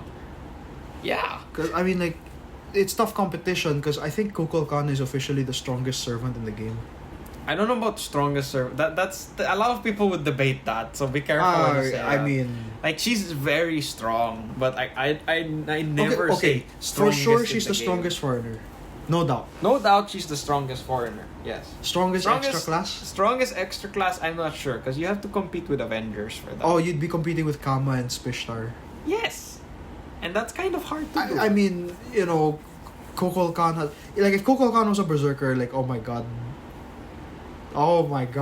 like, if she was okay, honestly, like, if Kukulkan was a berserker, I think she'd like destroy the game. Right? Yeah. Okay, but to answer the question, is Tiamat a must roll? No, not really. I mean, Really? it's a really up to you type of role, like roll for Tiamat or not. Because, like, she's a great servant, but, you can do other things for, like, farming. There's a lot of options. So she's not a must roll, like, oh, I have to roll for Tiamat. She's not Koyanskaya, she's not Oberon or anything. But, yeah, she's still Tiamat. I have a lot of fans. I'm a fan. I'm a big fan. A very big fan. Yeah, I'm a big fan of Tiamat. She's so cute. Yeah, when don't she's forget in the don't small forget your version. lunch, guys. Yes. Don't forget your Don't lunch. forget your bento. Oh, because she'll destroy the world if you do. Yeah. Based on the NP. Her right? NP is once again like a reference to like her The Babylonian to thing, arcade. Yeah, like Namu Duranki. Is it true that they got something from the anime for the game? I think so. I think they referenced. I think they might have referenced the conversation. Yeah, I think they did. The one of the things the anime improved upon the game Yeah, was the giving conversation. Tiamat voice time To talk to to Ritsuka. talk like, to Fujimaru. Yeah, it was great. is that it for FGO or are we forgetting something? I think that's Did we it. Did we ever say the Eve Lilith thing? Yes, we did. I think And we did. did we mention for... the guy? Yeah, we did. The I think we Shen- had a my Shenlong theory? Yeah, we had a discussion on that in our last episode, I think. Okay, so I guess that's all for FGO. You know, like who knows what the collab will be? Our best guess is Noah. If it's Beast Nero, like cool, but I mean, I know Nero fans. Like my friends are Nero fans, so they want to see Beast Nero. They want to see Beast Nero. I want to see Noah. I'd rather see Noah. We'll see. Oh, The other thing too yeah. is like, do you feel like I read a comment once where I kind of agree to an extent. Does it ever feel like King Hassan is the only Grand Servant that feels like a Grand Servant? No! Excuse me! Because like, okay, Have you ever played with Super Orion? No, what Hello? what they mean is like Orion's still kind of a hey pervert, like all that. Oh, yeah. You don't feel that reverence. I guess the What about closest Roma? is Roma's like the only other one. I Is think. it like... No, but he becomes like he's revered by the Romans. Oh, okay. Not everybody. Like everybody know and, like- not to mess with King Hassan. Oh, and then you have like And then they say, Taikobo okay, and Merlin. people laugh at him. People laugh at him. Merlin, everyone hates Merlin. Everyone hates Merlin. People laugh at Taiko, which I don't understand. Why? I don't get it. I mean, he's a very aloof guy. He's not Taikobo exactly... isn't Taikobo like really powerful? He's powerful, but like he's also just kind of a... I don't know if you count Castoria, like if you want I to dive guess- into that situation. Yeah. Tezcatlipoca is Woo! woo! So yeah, that doesn't- but remember he's not supposed to be a grand. Yeah, so yeah, like King Hassan is the only one that has that vibe. Like Roma, I guess also. Even I have to admit, Roma, like there's reverence for Roma by you and the Roman servants. Everyone else like either like, oh, it's the Roman thing again. You know what I mean? Yeah, I guess. But King Hassan, King Hassan. Everyone. The man, literal assassin literally comes from his name. Yeah, he is the. Yeah. He's the only one qualified. Yeah. But is that FGO? Is that everything for FGO? I think so. Right. Okay, I'll just use claps as like markers for like where we are in the episode. Before we get to Star Rail, which is the last and I guess the longest topic. That's gonna be long. Unless we make the Honkai one its own episode. It's up to you. Okay. So, the cheeky Nintendo Monolith Soft releasing Xenoblade the day before Star Rail. Yeah. No, they announced it beforehand. It's They just that didn't announce it was gonna be April 25. 25. But I mean, I'm gonna hold off on it because I'll play Star Rail first. Are you then- sure you can? I mean, what if it ends up and- being like really short? Yeah, no, it's not short though. A lot of people said it might It's be Torna longer. level. It's gonna be longer than Torna. And Torna was like its own game at one point. Became its Yeah. own game basically, right? Yes, but aside from that, it's like I don't feel. I'm really excited to see all the characters again and like all the references that we've seen in the mini trailer that we got like yesterday. But what stands That out? was hype. What Like, are oh my what God, are your the hype. biggest takeaways from it? Like even like gameplay wise. A lot of theory crafting just came out of what we've like seen with, so far, especially since like Zed was there. yeah, with Alvis. When they like, confronted Alvis. do you have any theories we of your see A own? Do you have any theories of your also. own for the listeners that might interest them? Well, I mean, there's too little to talk about right now. Like, I don't know. Oh, darn! Wait. Is there- Speaking of theories, we almost forgot. Did we mention the door thing to the listeners? for The her- Genshin, Genshin door. door. You want to do that next time? Next time. Like, Look forward to it. Next Ryan time. has a theory about the door you find in Sumeru's new area that leads to Kanria. Yeah, we'll talk about that next time. Yeah, we're- probably when I finish the story quest. Yeah. But yeah, because you'll get more context. But I'll anyway, get more so context. Alvis being Eve, no, like Okay. the thing I often hear is like, oh, he's just following his programming, Yes, and there's and it's there's because a- he's a I've- machine. It's yeah. like what Rex said. I assume that's Rex who said that he's a heartless machine. Yeah. There's a lot of what you call it I've heard one differing theories. I've heard one theory that Alvis got split in half during Yeah. this, where A is the consciousness of Alvis that Shulk met. Okay, there's a lot of theories that something I've like that. encountered. Yeah, Like, like- okay, one theory that I 'Cause, like, what is saw A? that makes a lot of sense is that okay, Have you also heard the Pyra equals P one? I don't believe in that. Pyra equals P, you don't believe P, that? console P? I Yeah. don't think so. Because that would mean Mithra is M, which is not true. That's not true. Well, Right. N would be Noah, not Nia. Like, Yeah, you get the point. But the theory that I saw, it suggests that it's the one you believe the most. it makes a lot of sense. Okay, that being... But like it suggests that Ionios exists in the same dimension that the conduit exists, Yes. right? And that it exists outside of normal time and space. Well, it is stuck in an eternal loop. Yes, okay? It exists out of the real time and space. So it exists both in the past, the present, and the future. It's omnipresent. It's omnipresent, It's just like right? Dr. Manhattan. It's always Yes. there. Like, So, Ionios is Ionios and Yeah. Ontos are both importantly connected to the first experiment of Klaus when he tried to activate the conduit. Okay? yes. So, Oh, what was his girlfriend's name? Galea.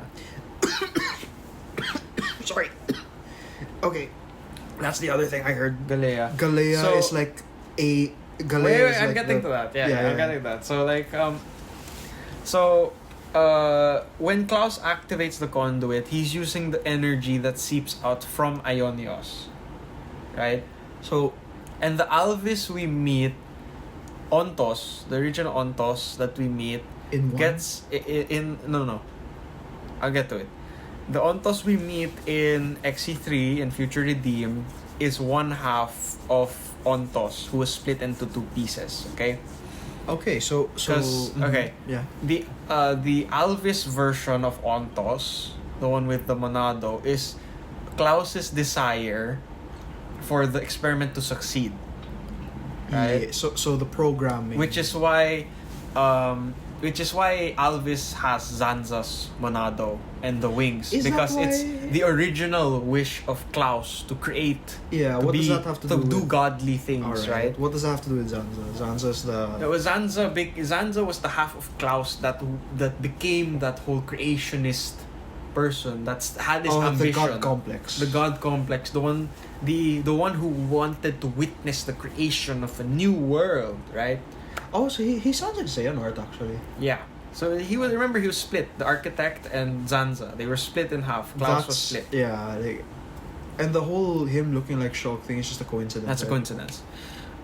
So that's why Alvis is Zanza's has Zanza's Monado and is kind of trying to destroy Ionios because doing so would let Klaus access the power, right? Well, this would... Because Ontos, remember, created a temporal paradox. How so? When the architect explained what happened to the three Trinity processors, right? So this is He said, Numa... Logos and Paramithra. Numa were stolen by Amalthus when he went up the world tree. Because here's the thing, when And did this Ontos happen? created Yeah, a temporal when does this paradox. happen? I'm a little confused about that. Because he explains, the architect explains that after the world was not conduit split up yet No, at this after the point. conduit activated, Klaus was just left there alone. Oh, I thought he became the Bionis. The world was split in half when he activated the conduit, Yeah. creating the land of Shulk, of Shulk's Earth, Keves, Shulk, and Bionis Mechonis, and the original world, all the rest. Yeah. Right? The architect was split in half. The original Klaus. One became the architect. One who became lived on- Zanza, yeah. One became Zanza. The architect lived inside the World Tree, which is the remnants of the original satellite station that used to float above the world and hold the conduit, right? Yes. He wanted to try and revive humanity because everything was destroyed because of him. Yeah, yeah. You know, he Right? realized what he Because, did was wrong. everything got destroyed. So he did different things. I'm abbreviating a lot of Xenoblade 2's lore right now, but like he created the Cloud Sea to try and reconstitute the land. Yeah. He created core crystals and to simulate life, and it eventually did create life. Blades. Blades, titans, and Blades and Titans, and the Titans began. He originally created the core crystals to try and revive to get the humans who still survived in Moritha to become strong enough to survive out in the new world, conditions, but it turned them into monsters.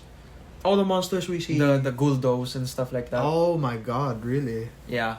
So it even turned them like into that. the So he giant failed monkeys with and the T-Rexes. That's no, not those. Oh, okay. The monsters in Moritha. The jelly monsters. The jelly things, yeah. Oh, Yeah, man, those were humans before. Oh, God. Who tried to bond with core crystals and it didn't work. Oh man, that's a shame. So eventually Klaus tried to create more entities, right? So he created the Titan. He used the core crystals and shot them across the world. Eventually they gave rise to Titans. Yeah, like Gramps. Titans grew to immense sizes, and on their backs, the microorganisms eventually evolved and developed into different entities. Human beings, Blades and all that. Ardons and stuff. And eventually, the humans that arose from the Titans were able to resonate with the core crystals that he had distributed. Drivers. To become drivers, right? And those would create blades. And he created essentially a cycle. From large Titans, inside of them, when they die, inside of them are many core crystals. Yeah. And these get distributed, right?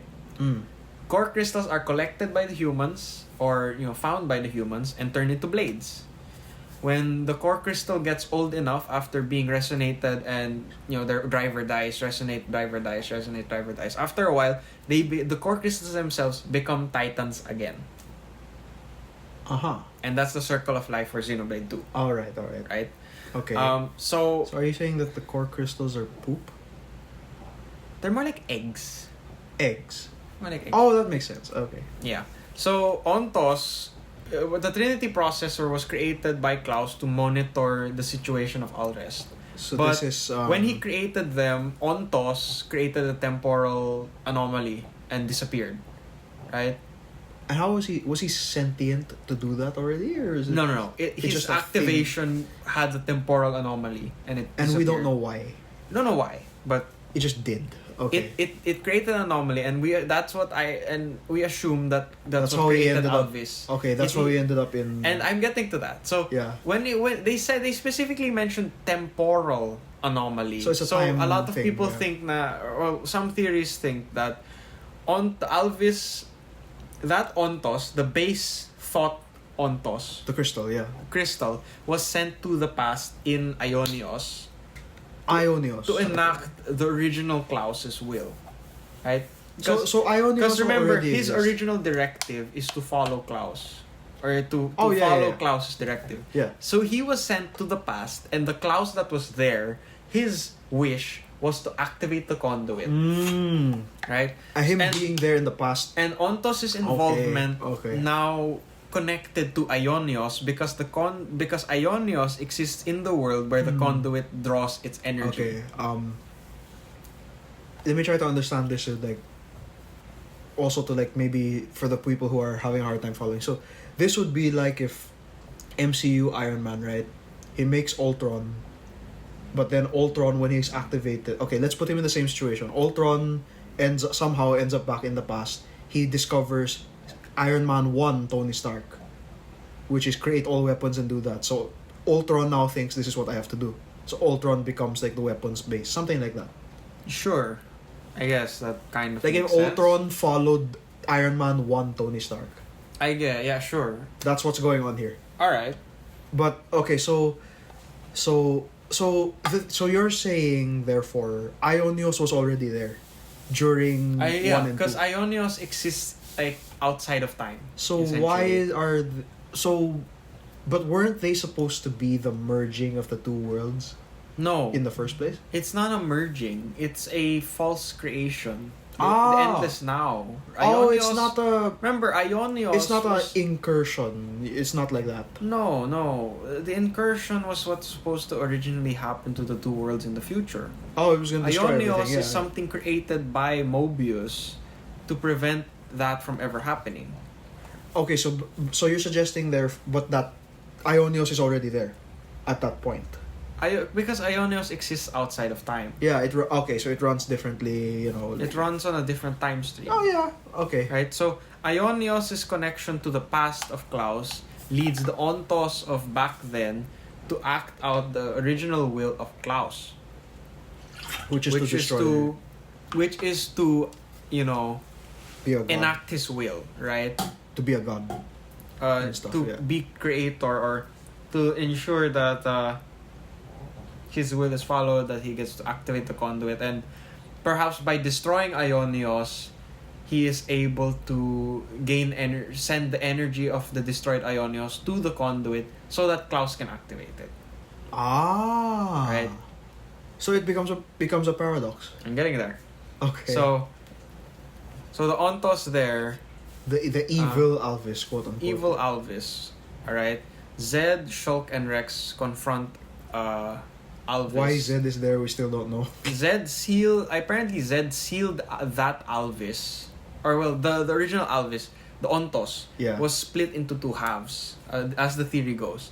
The Alvis half that was following the thought process of Ontos Yeah. and Klaus was trapped by Zed in Prison Island. Prison Island. Prison Island is a place in Xenoblade 1 that is also appearing in Xenoblade 3 because Exactly. Xenoblade 3 was a recreation of multiple different parts of Xenoblade 1 and 2's world fused together. But is it exactly the same place? I assume yes. So prison that Is this where you meet him in the actual Xenoblade 1? no, you meet him in different weird occasions. Oh, okay. So Alvis, the Klaus side Alvis was locked up in Prison Island. How did he keep him there? Because Prison Island was a special prison. Okay, It's okay. a special prison that even managed to hold Zanza. Oh, yeah. If Right. it can hold him, it can hold Alvis. It held Zanza inside the body of Arglas. Okay, so it can probably hold Alvis. Right. Yeah, okay. That's reasonable. So I assume that their combat with Alvis split Alvis in half into two parts. One became the Alvis that they imprisoned in Prison Island, and the other became A. Yeah, because that's the other question. To Why is it explain the now a existence girl? of A is more of the other part of Klaus's thoughts. Which his are? doubts brought about by Galea. That it's not gonna work. Like, There is another you shouldn't way. do like- this. Like, this is going to cause problems. And what about us? Like that. Like, okay. like, you yeah. shouldn't His do this. Don't hesitations, do this, like, yeah. like the The human doubt. side. the doubt, the human side, yeah. And that manifested at the other part of Ontos, which is A. Which explains the core crystal earring. Core crystal earring. She has a monado, and her name is A. Yeah, She's a girl That also. seems to be like the logical answer. So that's how it works. So I assume The thing that though I notice is that Xenoblade theories tend to be wrong. yes, because the lore is really complicated. So what people suppose is that the journey of A to stop Mobius and stuff like that eventually ends with A and Alvis. Alvis from Prison Island coming back together, but it becoming a new entity, a The- new version of Alvis, right? And because Okay. and this new version of Alvis is no longer driven by just Klaus's thoughts, but is no longer a heartless machine Yeah. because of the experiences and emotions experienced by A with the party, I see. the Liberators Party. Okay, so he gets and it's the sort of founders. the new being sort of gains Yes. the experiences of both entities. Yes, And and it becomes makes its and own it has a thing, new yeah. directive. It has emotion now. It's not longer a heartless machine, right? Okay. And what happens? But what happened like to the Xenoblade 1 Alvis? I was just about to get there. Oh, okay. That's also part of the theory. This is also part of the because Okay. it's supposed to connect everything in a way never before seen, right? all right. Shoot. So the new combined entity is essentially the Alvis that appears in Xenoblade 1. Oh. The Alvis from that refused with A's experience and Okay. the original will of Klaus returned to being Ontos as a complete being and went Back in to time. back into the real world in Xenoblade 1. during that point in time. So And- so Future Redeemed happens first. In Alvis's timeline. In Alvis's timeline, Future Redeemed happens first. Before we know him as Alvis, we know him as we knew him as Ontos. question mark. Question mark. Ontos and A. Okay. Ontos and okay, A come back together and become Alvis. That's how he knows Shulk. And that's why he helps Shulk in particular, because he remembers Shulk. the Shulk If the Shulk Of of, the his future. time. Of the future. who experienced everything and gone through everything, and one that he learned to respect. Okay, this is Because interesting. if yeah. anyone can mentor A in terms of how to use her own Monado powers, It's Shulk. it would be Shulk. Because he made one. he experienced his entire journey using the Monado, right? Yeah. He basically he made one. He made his own. Exactly. So that essentially explains what happens, why Alvis turned out like that. Alright. And to further explain Klaus's experiment also failed to create a new world and rather just split worlds in half Yeah. because Ionios was successfully destroyed. When did this happen? Okay? Because Ontos, Ontos's original directive was essentially to destroy Ionios to get the power to And activate the conduit and create a new world.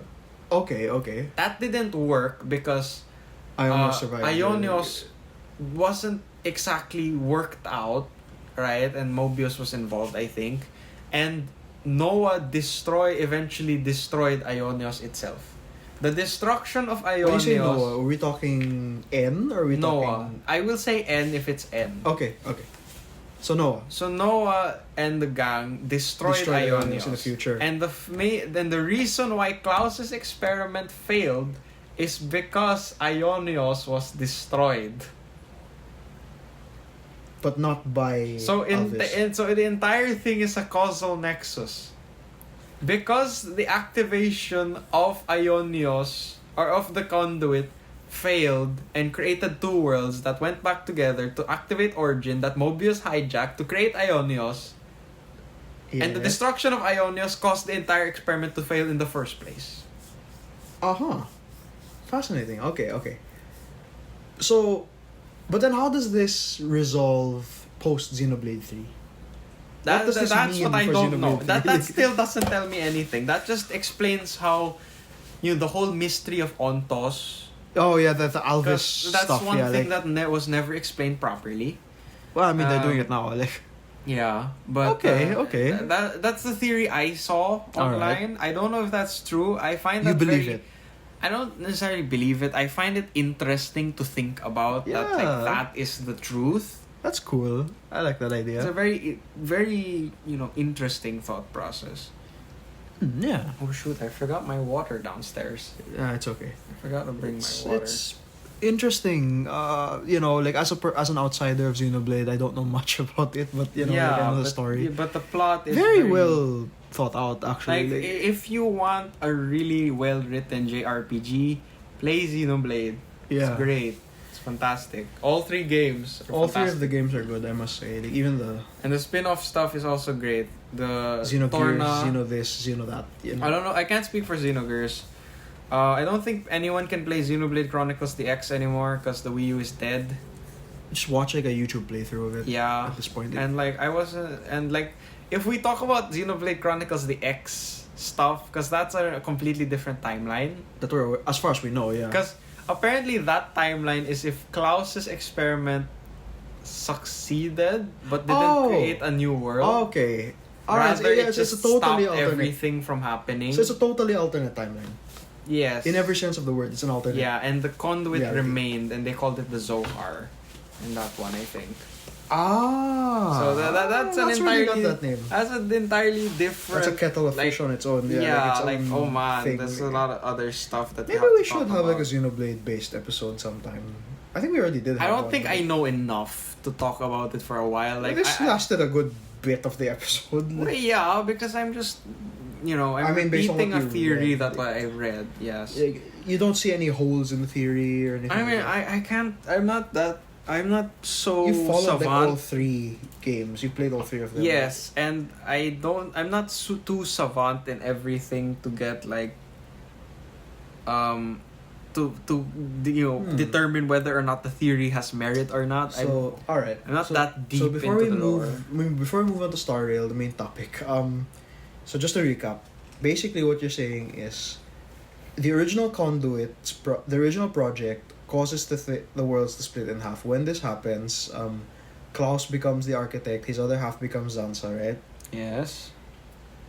In an effort to create a new world, he activated the conduit, right? Mm-hmm. And the goal was destroy Ionio, have Alvis, destroy. Alvis. No, sorry, not have Alvis. Ontos. Destroy the world Ionios. Use the power of the destroyed world to activate the conduit, and make something else. Something like that. If I'm not mistaken. Or like use Ionios' energy itself. Mm-hmm. Like turn everything in Ionios into energy. So it would be like destroying the planet that Final Fantasy VII comes from, like, and then using the life stream to make another planet. Yeah. Okay. But maybe it's not exactly Like that, but okay, yeah. Then because like the Alvis of this game, this one, is only a half of the Alvis we met, because the other half is A somewhere there. No, and then in the end, which Alvis are you talking about? I'm talking about. Make a distinction okay. between Ontos and Fine. Alvis. Evil Alvis. Ontos. I don't know. Like, I'll call him Evil Alvis. Okay. So Evil Alvis, is only a half of the Alvis you meet in 1. Yeah. Right. Evil Alvis, his other half is A, who is there. Like, she gets the life experiences, she makes friends, things like that. She ends up fusing with Evil Alvis to become proper Alvis, I guess. Like, yes. Who then goes back to the real world, as you say, back into the time stream, into the past, where he meets Shulk. This is how Shulk then knows him in Xenoblade 3, is what you're suggesting. And this all happens before the main Xenoblade 3. Yes. Alright. Okay, that worked that out. And then, as you say, Zed trapped him in Prison Island. Interesting name. Yeah. Alright. So how to get out? How do you get out to fuse with A? I don't know. I guess you go there eventually. Works for Maybe. me. That works for me. That works for me. I have just a small tangent again. I have been seeing a lot of Eminence and Shadow gacha game clips recently. Yeah. Because a lot of people are enjoying it. The alpha ones are. The problem though is that it's handled It's a by Crunchyroll game, guys. so we expect warned it you to already. die. Yeah, but the alpha ones are something, Like, I would enjoy it much more if he wasn't such a pain in the ass. Yeah. No, the Sid. guy. Sid is he's such a pain in the ass. Just because you're an edgelord, like, Jesus. Yeah, like, it's not funny. I don't want It's annoying, honestly. Like, that's why I don't like it. But finally, we're here. We're at the point. I'm sorry it took us 1 hour and 32 minutes to get here, but we are at the point we were trying to talk about. We're at the point you've been waiting for. What to do, like before you play Honkai Star Rail. This is everything you need to know. Well, hopefully. We will do our best to concise everything in a way that will help you get ready for it, which is coming out in a few days. So, first things first. If you have not heard an episode we've done until this point, and maybe some of you that's the case because this is the first YouTube video, we've discussed Honkai Star Rail a lot, actually. In previous episodes or talks that we've but had. for the main one. So first things first. No, you do not need to play Honkai Impact to understand this. I mean, if you want to know more about Wealth, you can look a bit on it. Wealth You is don't like the need only. to. Okay, so the two important things. One, Wealth is the same character. He used to be in Impact. He's here now. But he doesn't seem to have a major role. Like, I don't know. Like, you've experienced the beta. Was he prominent in the story? Not as much. He was. I know he's just there and He's saves there you at as one point. he's your wise guide in case you have big interesting questions about the world. He's there. Just like he is in Impact. You'd give him a text and he probably has an answer. He's the mentor. I can say that because you actually give him texts when you discover something new. You're like, Hey, what's what this? you call it? You discover, what is that thing? I should send a picture to Mr. Yang. His name is Wilt Yang. Wilt Yang. That's his name? Okay. Takes a picture, sends him a message. Mr. Yang, what is this? And he says like, oh, that's a this, blah blah blah blah blah. You can is use he it for the this. tutorial guy? Not exactly. For some stuff lang. He's like, oh, Mr. Yang, what exactly is that? And you guys have, it's so cute because like you guys have a group chat. Oh, the Starry Astral Express family. Oh, that's nice. Yeah, and like everyone's there in the family. The other thing is even Himiko... Pom Pom's there. Oh, that's nice. Yeah, Yeah, Pom Pom has a phone. Yeah, Pom Pom has a phone. The other thing you might need to know is Himiko. The reason people are happy Himiko is there because spoilers, in Impact Himiko died. Yeah, apparently. So this time she's alive. So and she's a well beloved character by the Honkai fans. So her being alive here works, and since it's a gacha style and with how Genshin is, I doubt any of these people will die. Yeah, that hasn't stopped them before because like Impact they've killed people in Impact. But like Impact is a totally different kind of thing. Like turn-based games, like even Vildred's not dead in Epic 7. Well, he is, but like no, he is dead. He's dead, right? Okay. Some turn-based games can kill their characters. Like Vildred's dead, I think, in Epic 7. Like Straz is alive in Epic 7. So I just got reminded of that joke timeline where like the protagonist actually told Vildred. Oh, Russ told him the truth and like he didn't turn evil. Yeah, that would have fixed everything. Yeah, like. Yeah, like. It really made me feel like, so what was if he just did that? Well, if he just did that, then you would still have to worry about like Straze. Yeah, but like so essentially he was stupid. That's the reason why all the conflict happened for like the first part. But Straze would have still showed up and all that. Big tangent, but Anyway, okay, that's the lore wise. That's the only connection to Impact. That's like the only thing. You don't need it otherwise. Yes. Do you think the lore is something we should explain or like not really? Like, I think it's better if you learn. We'll get to lore when I start scooping it up like buckets, okay? Yeah, I think it's better if you experience. When I start scooping up lore, I will get there. I will. We will, yeah. I will read the books if I have to. In the game, yes. There are books. I thought there are books like but real books. They're e-books. Oh no, okay. Is there a manga? Because Genshin has a manga. I don't think Star Rail has a manga yet. Oh, yeah. So but it's gonna have one. Yet. Because I don't know if it will have one. They seem to like to... MiHoYo tends to put really important lore stuff in the mangas. Yeah. Like Diluc's dad, how Wilt how Wilt got to Star Rail apparently is in the Impact Actually, manga. should we make this like a separate video? Like this talk of Star Rail? We can cut...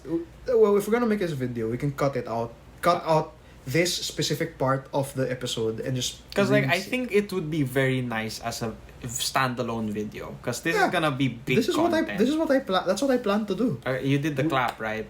Yeah, a while ago. Alright, that's what I plan to do. I'm gonna cut out like bits and separate videos and videos. just release them all separately. Alright. And then we can also release the entire audio as one giant episode too. That way, you still get the full experience. Yeah. If you want the full experience. Okay. The thing I think most people need to tackle is since we're Gacha Rock and Roll, the gacha. Alright. What's the rates like? Well, okay. After my analysis, everything gacha system kind of follows Genshin, in terms of rates and stuff. 160. What are they called? Star Rail passes. No, what is the Primo Gem called? Oh, Stellar Jades. 160 for 1,600. The rates are 0.6 in terms of... Which is higher than Genshin's. No, apparently it's the same, but like... No, is it? Okay, I don't know what it is about Genshin, but it feels like the rates are worse in Genshin than Star Rail. Maybe I don't know what... No, okay. I don't know maybe if there's that's a beta difference. tester luck. Have you considered that? Okay, that's either that or it could be that there's a different split in terms of 5-star, like getting a 5-star and what kind of 5-star it is. Maybe you're just luckier in Star Rail. If that happens, I would be so much more happier. Thank God. I'd sacrifice all my Genshin luck for that. It's real possible. But okay. So gacha-wise, it's the same as Genshin. Gacha-wise, same as Genshin. But they seem to sound more generous with certain things. Like they're giving us a selector. I think they're more generous, like as a whole. The first fact that they have like a 300 on the standard. They have a 300 pulse thing. Are we sure they're keeping that? They are keeping that. That's not a. I can confirm they're keeping that. That's not a for the beta testers thing only. No, because barely any beta testers even reached that. Oh yeah, but then it would be. Yeah, but the fact that they showed it, they're like, yeah. We just want you guys to spread the word. We have a selector. Do you think they'd lower the count? Maybe like 150 instead of 300? Well, that's a possibility. That's one of the things I said in my review of the beta. Make it less than like 300. I think 300 is a bit too big of a jump to get like the one you want. I think it's better if it hits like maybe 150 or 200. That's okay. Yeah. 300 is a bit big. Yeah, like for example, if you're a Genshin player listening, have you actually rolled on the standard 300 times? I think even day one people have not. I think no. I think actually up at this point, how many 5 stars like have you gotten from standard? I've gotten like 4 already by this time, and I think the majority of that came from just daily pulls and monthly pulls. But what I mean is like, like people. Okay, you obviously do not make your primos ascended fates, right?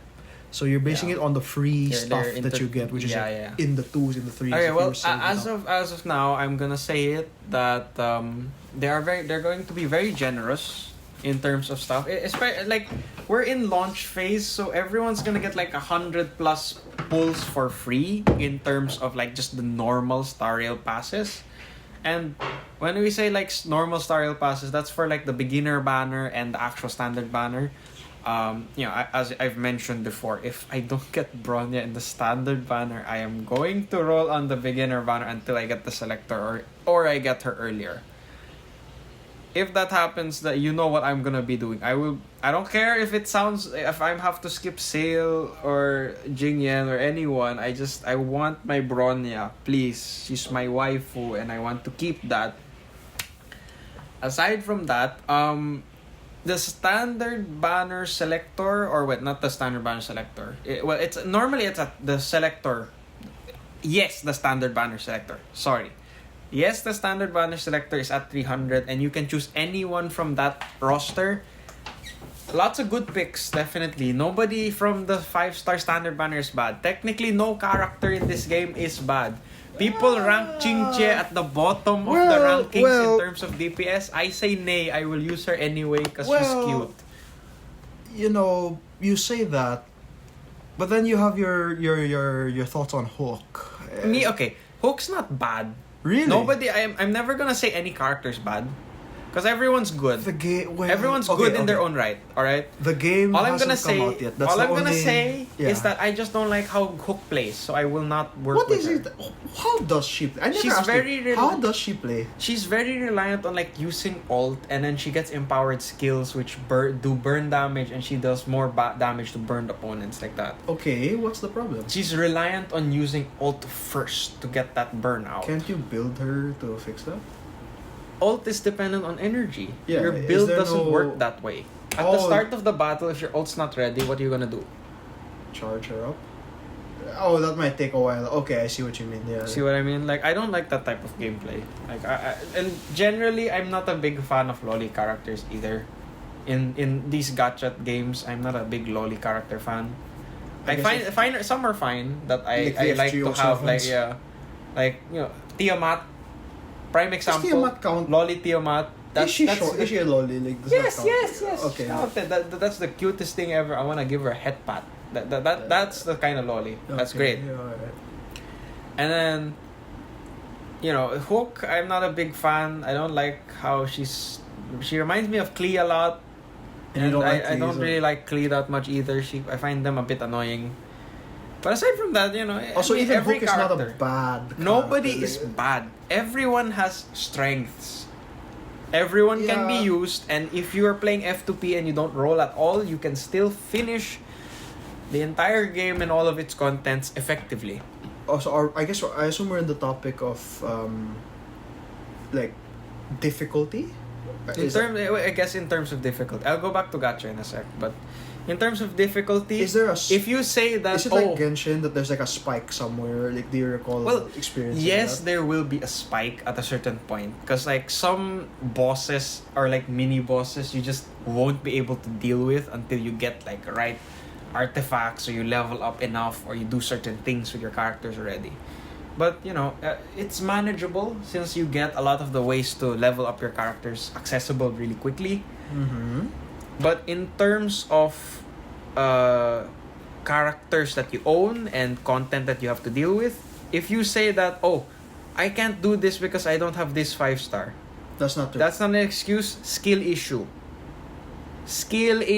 That's the difference here. I can say that it's a skill issue all the time this time. Not like Genshin. Genshin is Genshin is super dependent a lot on what characters you have. Yeah, that's kind of true. Right? I must say. This time it's skill issue because the F2P characters can carry you through the entirety of the content. As of now. And if they keep the same content difficulty levels and stuff, good. Great. Yes. That's fantastic. All right. So going back to gacha. Yeah, the gacha the system, standard the beginner wish banner. Yeah. The guaranteed 5-star. Everyone gets guaranteed 5 stars. Random 5-star. One of the main standard 5 stars. You get one of them for free. One or more. But so that would be, just to list them off. That would be Welt, Yenching, Clara, Himeko, Bailu, Bronya, Jeopard. Are we missing? Am I missing someone? I don't think I'm missing someone. I think that's everyone, right? I said Clara, I said Himeko, I said Welt, I said Bronya, I said Yenching, I said Bailu. Yeah.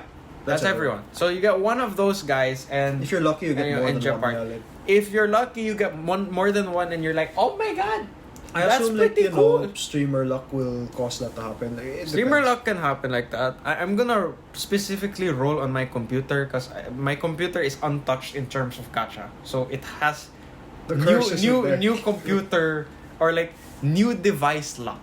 Okay, like my other devices, they've been drained of their souls. Okay, so maybe that has more luck. We'll see. Yeah. All right. And unlike Genshin, you're not gacha. You don't gacha for the weapons. You don't gacha for light. You can gacha. There is a light cone gacha. No, yeah, okay, but light cones are not weapons, guys. Like light cones are basically weapons, but they function they function like craft essences in FGO or artifacts in Epic 7. They're essentially things you can add to the character and give them an effect. Special effects and some stats. Yeah, and some of them unlike the weapons, I would assume unlike the weapons, the light cones are sort of this is for that character. Oh yeah. Because a lot of the big light cones or the 5-star light cones that are really good have the characters themselves on the light cone. How specific is it? Like, does it become like a if No, it doesn't have their name or anything, but it has like a connection to their kit in itself. For example, Seal's unique light cone, the butterfly thingy, that's very nice art. One of my favorite arts from light cones so far. It's a base increase your speed. You increase your damage, I think, based on speed by your excess speed by a certain amount. That's already a thing, like any excess speed above a certain threshold gives you extra crit damage or something like that. That's her thing already. That's her thing. That's Seal. Like, that's Seal in a nutshell. Come on. Yeah. So, yeah. Yeah. So, light cones... Yeah, I'm declaring it now. Everyone's gonna call me crazy, but I'm gonna skip Seal. Are you okay, so you're official on that already? You're skipping Seal. I mean, I have to. He's right after. So you're gonna prio Seal over Jingyan over Seal? I don't... This is your decision. Like, no backsies. Here's... Okay. One, the rule with every gacha. They will come back. Oh yeah, they will. They always come back. They always come back. With this kind of gacha, they always come back. Oh yes. It's not like... a turn-based gacha, they have This isn't like FGO, where like after the first rerun, you'll never see them again. Yes, this one, you have to see them. They have to be brought back. Although they will add more characters over time, blah, blah, blah. Okay, light cone. So it's not that specific of like. It's not oh, that specific. If 'cause- Bronya is holding this, then no, it's not like Yeah, that. It just 'cause like- says, it just says the effect, and you think about it like, oh, it has seal on it, Therefore, and it's it has something to do with speed. yeah. So, who else would I put it on? Yeah, right. Right. I mean, It's I'm like sure that. there will be some other character. And another nice thing about light cones, we Yeah. can acquire the 5-star light cones through non-gacha means. Yeah, guys, this would be like if you could get the 5-star weapons in Genshin some other way. Yes, exactly. Can you imagine that? Over there in our simulated universe, which is essentially the annihilation of this game. So if you play For Arc anyone who Knights, doesn't play Arc if you Knights, don't play Arc Knights, annihilation is basically a weekly. you get the thing, chance yeah. weekly to play this special zone. mission or zone thing, and you get gacha currency for it every week as an extra source of your gacha currency. And for this weekly thing, we also get stuff called Herta coins. Yeah. And if you save enough Herta coins, you can buy a 5-star light cone. A 5-star light cone or a specific 5-star? A 5-star light cone of your choosing, the ones in the shop. Choosing. Oh man. Because there are a few of them in the shop. Oh, I think there's 5. So, folks, if you get the whichever 5-star you get their light cone. Get their light cone, yes, exactly. I mean, What about people who get more than one? literally, this is Bronya's light cone. My phone screensaver is Bronya's light cone. But I thought Seals was your favorite. No, Seals is really nice also. But Bronya is my favorite. This is her light cone. Wow. Okay. It's really nice. She looks like depressed and sad. I mean, she has to become the leader of a new nation, of her nation. Yeah, now, because her so- mom's crazy. But anyway, Yeah. are they essential? Light cone. Because like with Genshin, you can always make do. essential. Because like with Genshin, you can always make do with like the lower, like the 4-star. No. craftables, right? It's not super essential to get 5-star light cones. They're really good. Oh, yes, yeah, I have no but doubt. a lot of the 4-star light cones are still very nice. For example, there's a 4-star light cone that's just increase the chances that you get hit. Who did I put that on? I put that on Jeopard. Works wonders on him, I imagine. Exactly, because even want that to because happen to him, everyone yeah, you get energy from getting hit also, and he needs energy. So the more he gets hit, the better, more yeah, the more energy he has, the more he can. I assume you put that on a Clara as well, like Oh yeah, well, that's the thing. well, That's no, her it thing. wouldn't activate its secondary effect because it's a really? it's a preservation type light cone. So the light cones also have path designations. Also, So this some would of be- the effects okay. do not activate if they're not on a character of a certain path. Oh yeah, okay. So this would be like yeah, I don't know how to explain this. Like I think this is like one of the few gachas that do something like this. So I can't really explain it properly. Like Epic 7, you can put. Oh no! Epic 7 only specific classes can use specific artifacts. Genshin with the weapons, literally like you can't give a spear user to sword whatever. Yeah, but this Okay, one, okay. yeah. So it's dependent on the path. Alright, so right? have we covered the gacha itself already? Well, Or is this next? okay. So the beginner Oh. gacha. What is our star glitter? Oh, the star glitter thing. I forgot what it's called. It's there. It's been a while, but we have a star dust There's and a star glitter. glitter thing. Yeah, Okay. yeah. Every dupe you get star And it's glitter. the same star thing. dust. Like you exchange this much. You get. Yes, and you can use the star glitter to buy more pulls, and I think you can also use star glitter to buy 5-star light cones. Oh yeah, like how in Genshin. you can Yeah, buy so 4 instead stars. of 4-star light cones, you can just buy 5-star ones. So Oh, that's yeah, that's yeah. pretty nice too. That's if you, cool. if you ask I me. think Epic 7 does that with their I know guild they shop. have So like a thing. they right? did that, yeah, I yeah. remember they have a thing. so like so that. you didn't have to worry about getting Gacha for gacha the artifact. You those just use the stuff. powder. Yeah, I yeah, remember. the powder thing. But aside from that, the beginner gacha or the lift off gacha, I forgot what they called it. The express gacha or whatever they called it. But the selector. the Oh, not the the selected, the beginner gacha. banner. Yes. The beginner So banner. the beginner banner has 50 is worth 50 pulls.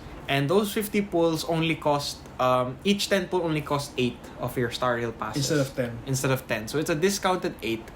So if you do 8 times 40. 5, You spend 40 basically. You spend only 40 instead of What spending would 50. be what would be 50 is 40. Is 40, Okay. yes. So within those 50 pulls, you are guaranteed to get at least one 5-star character. Yeah, if if you're you lucky, get the you'll get the more 5-star character before the end of your 50 pulls, the banner will not disappear. You can still roll on it. Yeah. Are you sure about that? Yes. It's not a thing where like the 5 stars gone. So now that No. so Because I that- got 2 5-stars on my on my beginner banner. that wasn't a beta thing. Either. I got Wealth and then I got Jeopard. Oh, okay. It was kind of funny, but that's not a beta thing. It will not the two disappear. characters that I want. Wealth What and the hell? What if I get Bronya and you don't? Oh, I'll feel That sad. feels so I'm gonna sorry. be really, really sad. I'm gonna be so sad. Okay, but anyway, gacha wise, it has great potential. Great potential, fantastic. That says potential. a lot because it's basically the Genshin gacha, but you know. Yeah, but at least we have ways to mitigate our need to roll on like 5-star light cones or whatever. Then This again, time- you know, it's easier. Sometimes it's easier to just roll than it Yeah. is to do the crafting and stuff. You know. Mhm. Because I think there will be people who like, oh, if I have enough to spare, I can roll like if I for example, Jingyan. The next time he comes back, if I still don't have his light cone by then, I'll roll for it, like that. Yeah, you know what yeah, I mean? like that. But So that's we are still subject to 50-50s, by the way. So there's a So is it the 50% chance you same- get spooked, and if you get spooked, the next one time is you get guaranteed. it, it's Alright. guaranteed. That's good.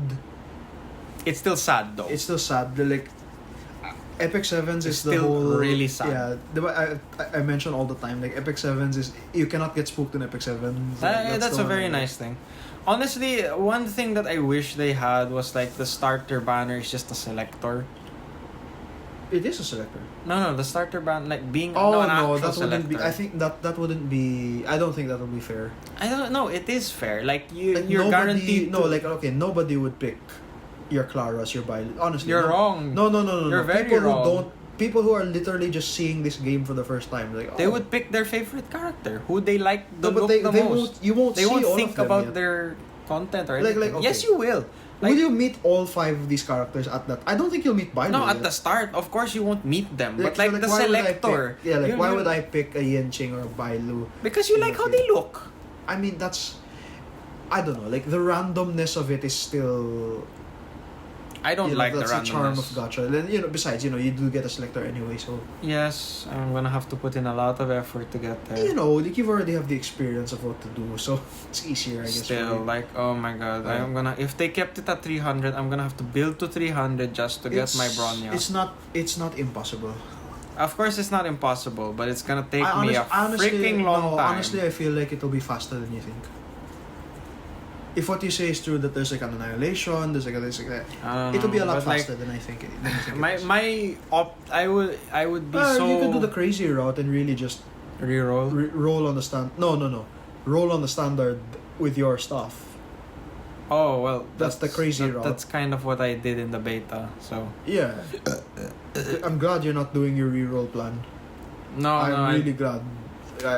Unless I get a 5-star that I really didn't want in the like. But the you start, said, like- in the beginner banner, like I just really didn't want them.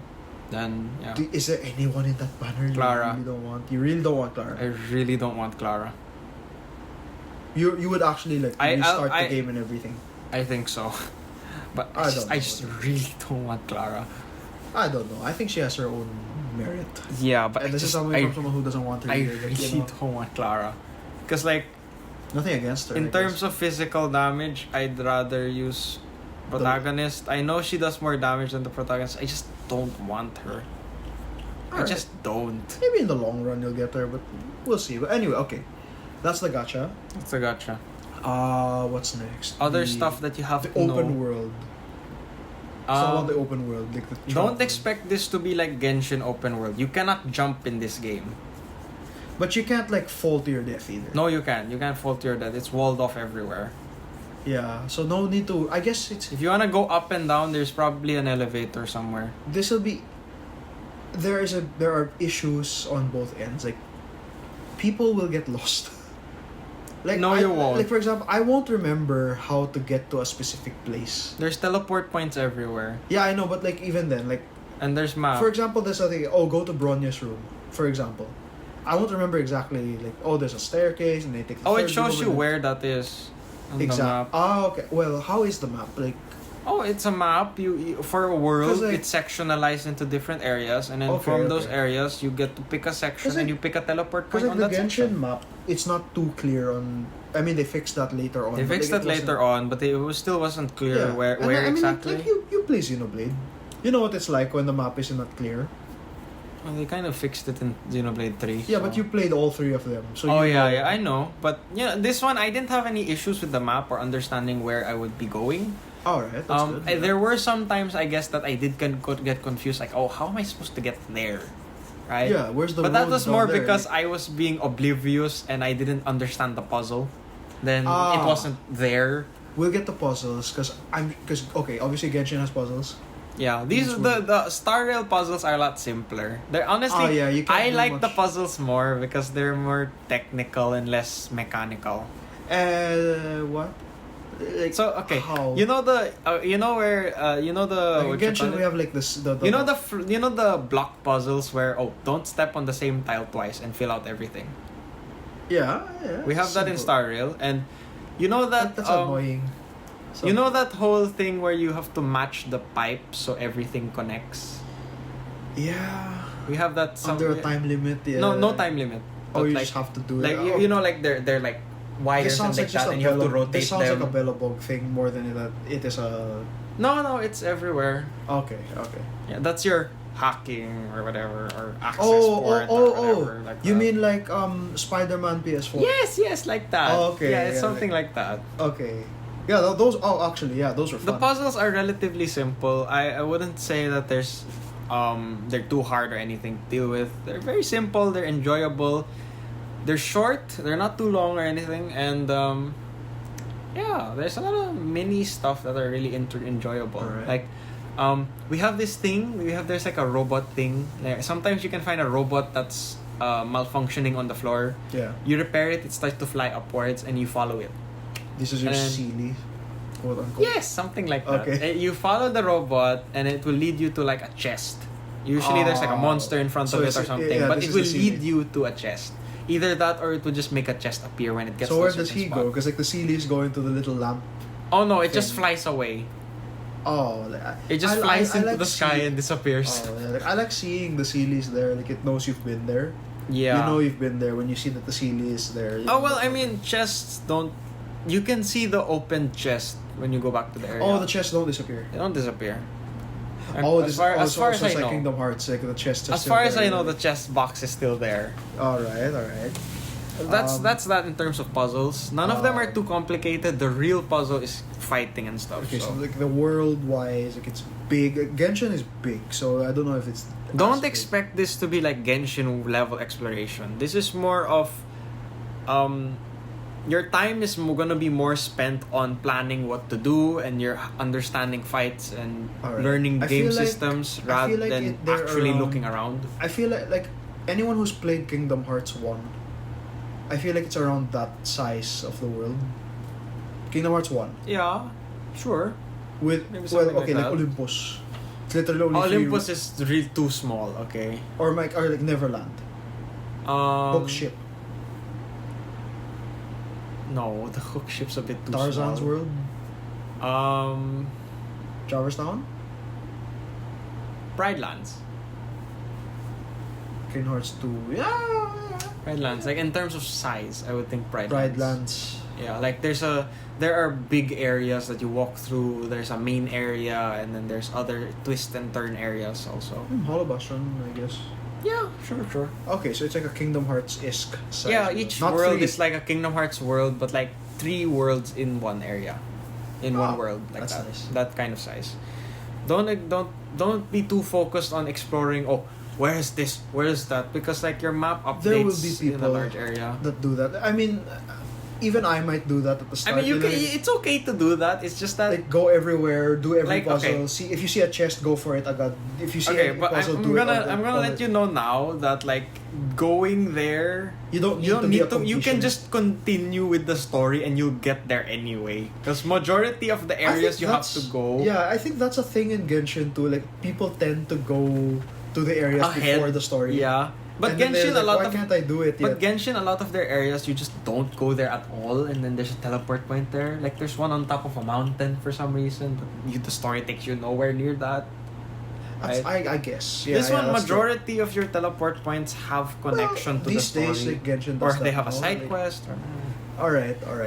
That works. How do you activate your teleport points? You walk next to them. Oh yeah, check Genshin. No. Oh, there's no Genshin, you have to more- press the button, right? Oh, you don't. Need This to do time it you just anymore? walk next to it. Okay. And then, boop! The one you need to activate is the domains.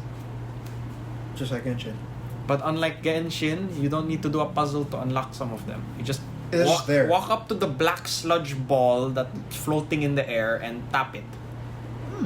Alright. I think they'll probably do stuff in the future, like to get it's down there. To get down there, you need to do this. Do this, So and this. that- I you mean, know, like that. there's whole some thing. interesting puzzles. Like I think each world has its own set of unique puzzles. Because That's in nice. Belobog they have the minecart puzzles.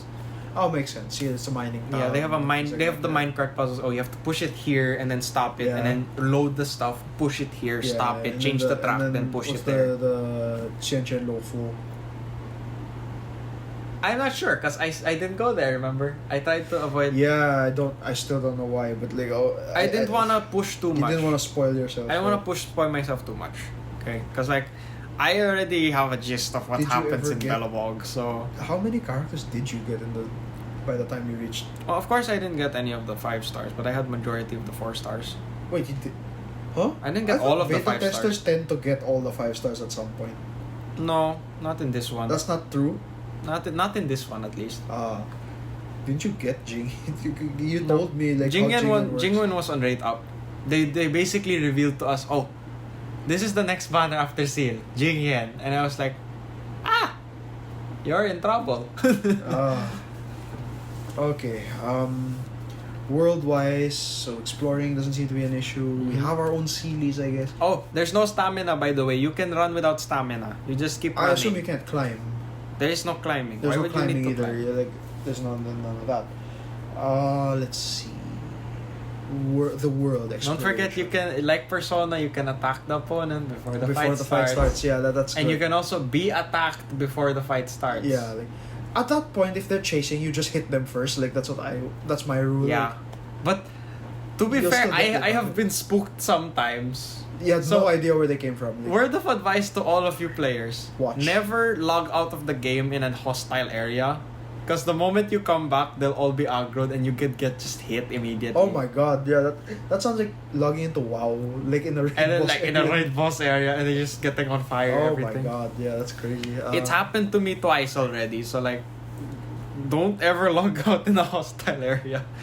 Don't do that. Don't Don't make do the that. same mistake I did. Unless you're that good at the game at this point. Yeah. Or you know that you're in a hostile area. But I don't think anyone would worlds, remember. You mentioned treasures, you mentioned the teleport points. Golden Sniffer. Oh yeah, I was gonna get to that. Yeah. Yeah. Don't forget your Are golden we sniffers. missing something? Okay, before we get to the golden sniffer, we need to think. Is there something else? In terms of world exploration, that's about it. puzzles, there are levers you you can can see the pull. characters. You can actually see the characters there. Oh, another nice thing about this game. Yeah. A majority of the NPCs are voiced. Oh, great. Even the ones that don't have unique features. Oh, great. A lot of them have voices. Like there's you sure one that's not NPC Are in you sure Belobog that does a rap, and I really want you to hear it. Why? Like that was really nice. The Japanese rap or it's an English rap? English and Japanese, both of them are really good. Like, damn, she's spitting bars though. Okay. Like, damn. Not like the Hutao. Not like the English rap. Huta, whatever that was. Oh, I heard like the other language version of that was okay. The other language was okay, but The like Chinese, the Japanese one. the Japanese one was okay, but like The English rap. Like, No. She did her best. she did her best. Yeah, but whoever designed the rap was just not. No. That was not a good idea. Like, But whoever did the rap for that girl in Star Rail, forgot what her name was, Obsidian 21 or something like that. But like, there's a girl in Star Rail that like she does a rap, but it's also a song. So she's like singing and the rap at the same time, and it's like, you're just gonna sit there and listen to her sing, and you'll be like, wait, what was I supposed to do again? Damn. Like you were supposed to like listen in on conversation. You listen in on her, and you're like, damn. You want to give her money. Yeah, it's like, damn. Take my money. That's an NPC. I feel like, damn. Okay, while that sounds cool, I feel like that's gonna be a launch thing, and then as time goes on, they won't do that anymore. I don't know.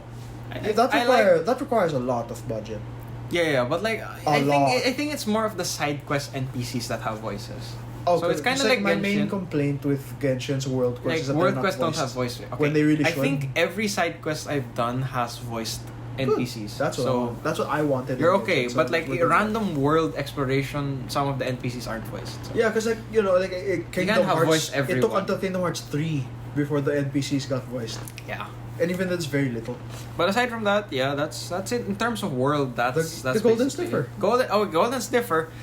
I've mentioned. What is it actually called? Like just Warp Trotter.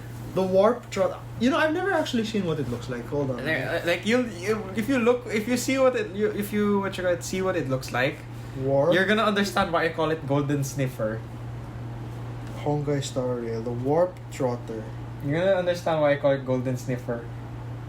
What is that? That's it? Yep. A giant black Golden Sniffer. Is it? You see, like look at the nose. It's a nose? It's a nose. It looks like that's his ass. It's a golden sniffer, okay? That's what I call him, alright? It looks like a... Okay. Anyways, you can... in each section... I can see why also, but not really. Silence yourself, okay? Okay. In each section of the world, because, the world... each world is split into sections, so like, this area, this area, this area, this area. Every area you can find enemies. Yeah. Up to 3 warp trotters or golden sniffers can spawn. Yeah. Killing a sniffer will give you 60 stellar jades. So this would be like if the special Hilichurl dropped Primo Gems. Yes, dropped Primo Gems, like actually. And yeah, but when you already pick up the 3 sniffers from the area, then they won't spawn anymore in that area. So, forever or like for forever. that day? Forever. How do you know that you've gotten all of them? Good luck counting you them. You have to count them all. I mean, good luck counting them, but like I don't know. I've only encountered like 4 so far. I guess during my time in Star Rail. Yeah, they're rare, I imagine. I don't know if they're rare. You kind of just see them there, or you encounter an opponent. Is this one of those things that they run away if you don't? Yes. If they see you, they run away. No. Yes. If they see you, they run away, and if you don't kill them fast enough, they run away. So make sure you kill your sniffer if you find one. But like poor little thing. It looks cute. No, it's fine. Anyways, I think that covers world, actual exploration. Right. So we will mention. I guess last thing is that if you want to get back to the Astro Express, scroll to the top of your screen. There is a caboose teleport point. Oh, I thought it was just like Genshin has the little go to Mondstadt, go to Lia, go to. No. If you just want to get back to the Astro Express, you can there's a teleport point there. Yeah. You can go talk to Pom Pom. Speaking of, you mentioned the dashboard, like on your phone. Yes, everyone's phone has a different case. Yeah, that sounds cool. It's cute. Everyone has their own design that represents their personality. Yeah. That's cool. And let's see. We got the world, the gameplay. We don't have to talk about... The story is the one thing we should probably not talk about here. Yeah. It's best to experience that yourself. Belobog's story is fast. It moves at a faster pace, but it's just like Mondstadt. You're just there. It's longer than Mondstadt, but it feels... It still has its own, sense of wonder and mystery. It's a complete story. People argue Mondstadt's story is not done. And it really isn't. This one, it's a complete story, and it gives you the emotions of the people, the turmoil, the challenge, the viewpoints, the perspectives, and all of that stuff you want in a nice story. And it lets you spend time on the place. The real tutorial area is really the space station. So So let's talk about. Belobog really feels more like a chapter 1 That's good to know. rather than just a Alright, prologue. let's talk about Other game mechanics, I guess. Because this is what you need to know before. Yeah, before you before you download it, this is what you're getting into. What you're getting into? Events. Events. Because I often hear. Well, they've tested a variety of different kinds of events, so I hope they keep some of the interesting ones and don't do what the is an other example ones. of an interesting one? The raid boss event. And how does the basic, when you say raid boss, it's the server versus the boss. The server versus the boss. Essentially, they have one boss, and then it has a massive amount of health, and then your goal is to get as many points by dealing damage to it. Right? You know, you can't kill it, but you can deal a lot of damage to it, and the more points you get, the more rewards you get. And then there's like a reward point gain. Like when you get to this many points, you get these rewards. You get this many points, you get these rewards. And the nice thing about this event, it doesn't end after you get all the rewards, because when you get let's say the max for points is 100,000. Yeah. After that, it's like every 10,000 points you get after 100,000 will give you these resources like money, any extra enemy drops or anything like that. So there is still point to doing the event. Even though you've maxed out the rewards, because unlike Genshin, right? Genshin, you just when you're done the event, you're done, right? I mean, with the only exception being Wind Trace. Wind Trace, people play that for fun. Yeah, you would still do that after you get all the points. Yeah, but people play that for fun. Okay. Right. This one, we do it for challenge, right? Yeah, okay. It's a challenge and stuff, and the entire server's fighting the boss, right? But this time, if you wanna. If you don't want to feel like, I'm not doing, why would I continue fighting the guy? No, you have a reason. You get free money. It costs no energy. Yeah. You get free money. Yeah. And you get free resources for free. But how? Surely there's a limit. No, there's no limit. So every 10,000, for example, so I could spend hours on that one event and I could become rich. Yes. I don't believe that. I feel like there's gonna be some sort of limit. But when I say the 10,000 points, that's not that easy to get. You're gonna do three more runs on the boss, and you get that points. Well, 3 more runs. Yeah, I know, but even then, I really doubt that it's an unlimited. It is unlimited. It was unlimited in the beta. So this is like Nerofest. Yeah. It's like that kind of unlimited. Prize box, yes. Okay. Of course, the rewards aren't as substantial as the ones you get on the normal. Yeah, like 0 to 100, the first right? 10, and then later after that. Right, and it's just kind of okay stuff. The same with that. They're not phenomenal rewards, but they're still rewards. Yeah, they're not gonna give you instead of farming my normal EXP and using my energy, I can farm artifacts and still get money and EXP by doing the event. Like that. Okay. So, because resources are a big crunch here in Star Rail, because resources are everything in this one. Yeah. It's gonna be hard to manage resources. It's gonna be hard to gain resources. So it's very important that you manage your resources properly and you know who and when to give it to certain people. Mm-hmm. Oh. I'll pick that up. Come on. So we've talked about gameplay. Have you mentioned the actual gameplay itself? Well, not yet. I guess we should mention that, yeah. Well, as we said, turn-based. So you can imagine turn-based. It functions like how, the typical... you have your basic attack, you have your skill, you have your ult, like Genshin. But if it was turn-based.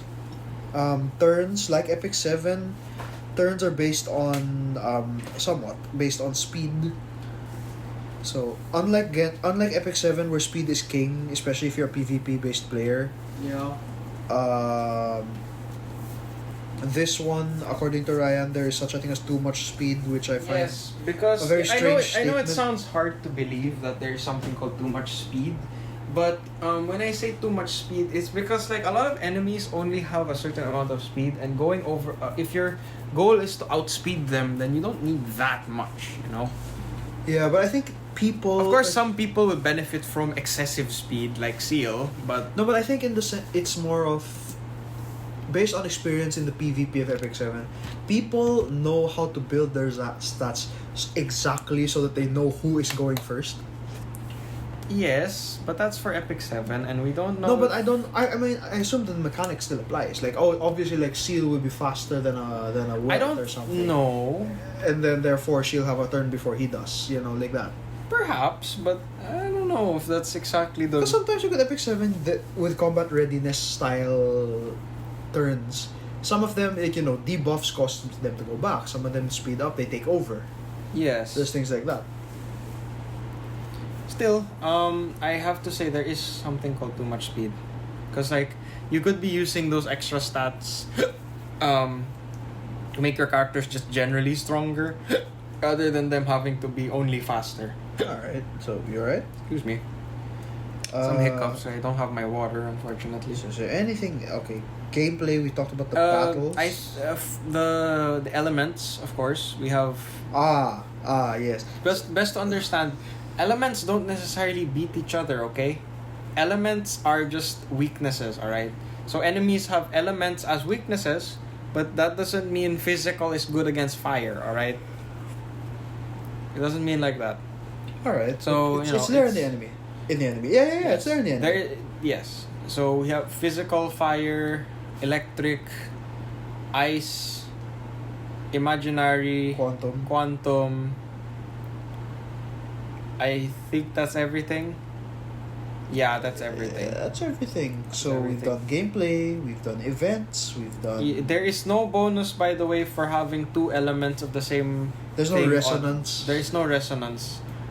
It's actually not a good idea. It's actually not a good idea to have that, because some enemies are with 2-3 elements. I know there are people like Epic 7. In Epic 7, it was like elements were basically ignorable.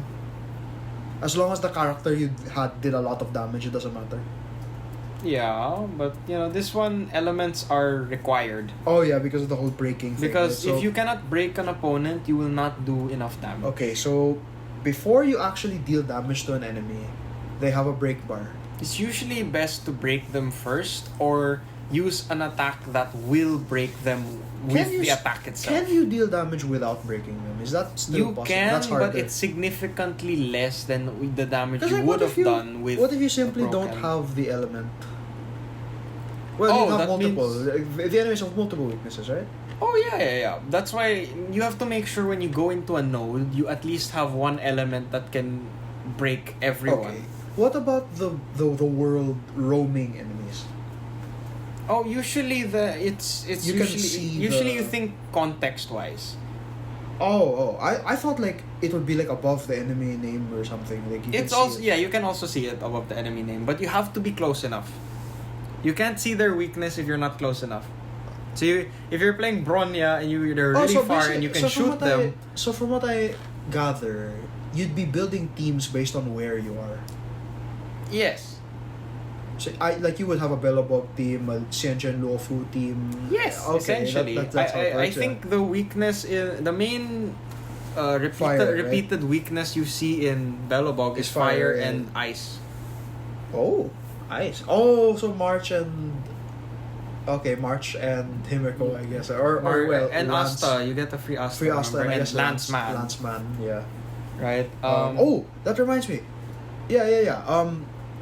We will be getting free characters. Alongside the base team of the base team you get the protagonist, Dan Hong, March 7th, and whichever 5-star you happen to roll for. Yes. And also, I don't know if they're keeping it, but everyone's supposed to get a free Asta with the starter introduction to Gacha system. Yeah, so it'll be like, and you're also supposed to this character. And when we also have a Spiral Abyss thing.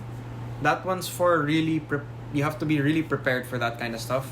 It is like Spiral Abyss. You have to do it within a certain amount of time. Is it something essential to do? Because some people you get Stellar Jades from it. Doing it. Don't bother doing the Spiral Abyss. I mean, this one you get Stellar Jades from it, and it has a weekly reset. And honestly, like I said, you can finish it with full stars with F2P team. But it sounds like it requires a bit of, I don't know, would it require some whaling to do or not really? Skill issue. Skill issue. Skill issue. If you complain, oh, the spiral abyss is too hard, I can't do it, it's too hard. Skill issue. Skill issue. Yeah, this one's real like skill issue. It's not skill issue for physical technical stuff. No, skill issue your brain, because like this is a strategy game. Okay. Alright, so we've got that in terms of battles. You can activate ults at any time, I think. Yes, you can activate ults at any time, and Does there that are include during opponents' turns? yes, in between opponents. But how do you attacks. trigger it when the opponent is attacking you? You tap it, and then before the opponent does their next action, you'll do your thing. Oh yeah, and there is some technical tech that I discovered that you can do with certain stuff. Yeah. For example, if it's your opponent's turn, right? Yes. I usually do this with Jeopard because he's always getting hit, right? Yeah, like he's supposed to be. Your energy is just about to fill up, right? And your opponent has the next people in line for doing their actions are like 3 of your opponents. Okay.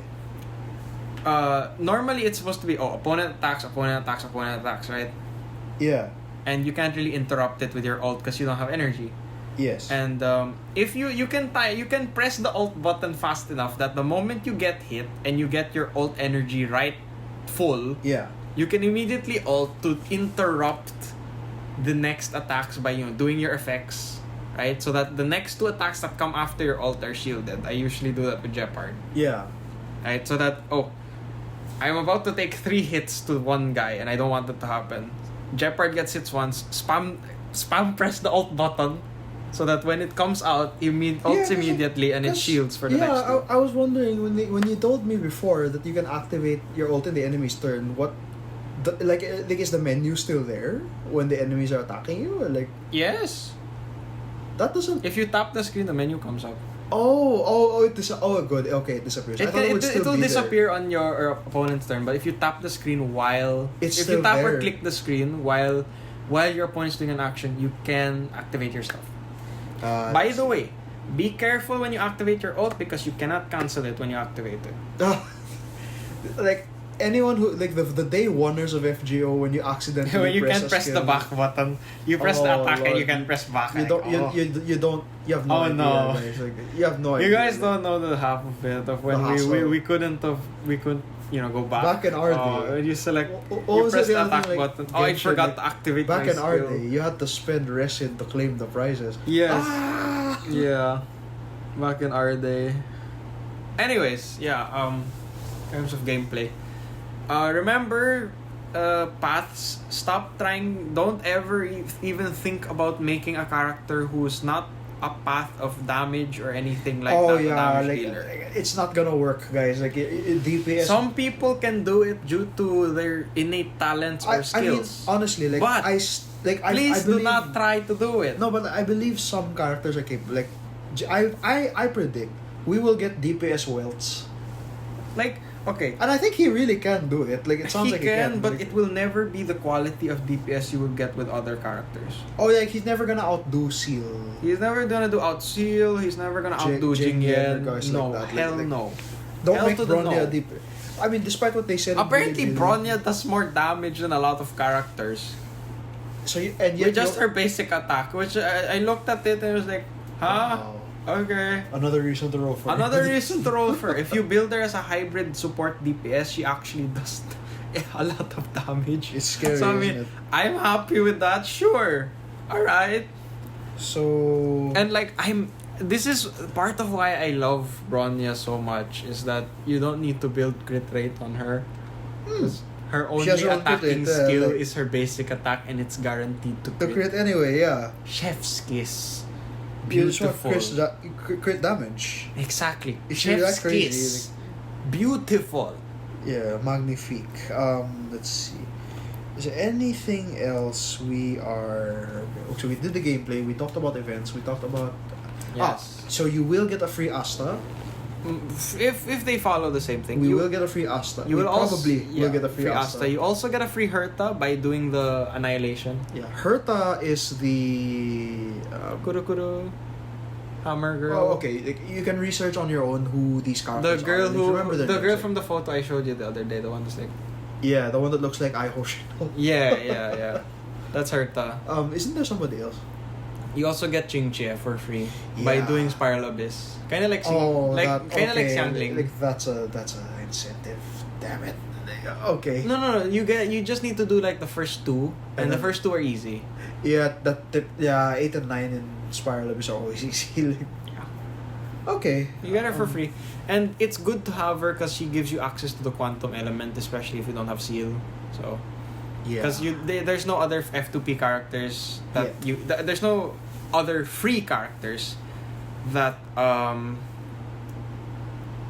that are quantum element, and there are no other imaginary element characters aside from Wealth and Wocha, I think. So yeah, big value there.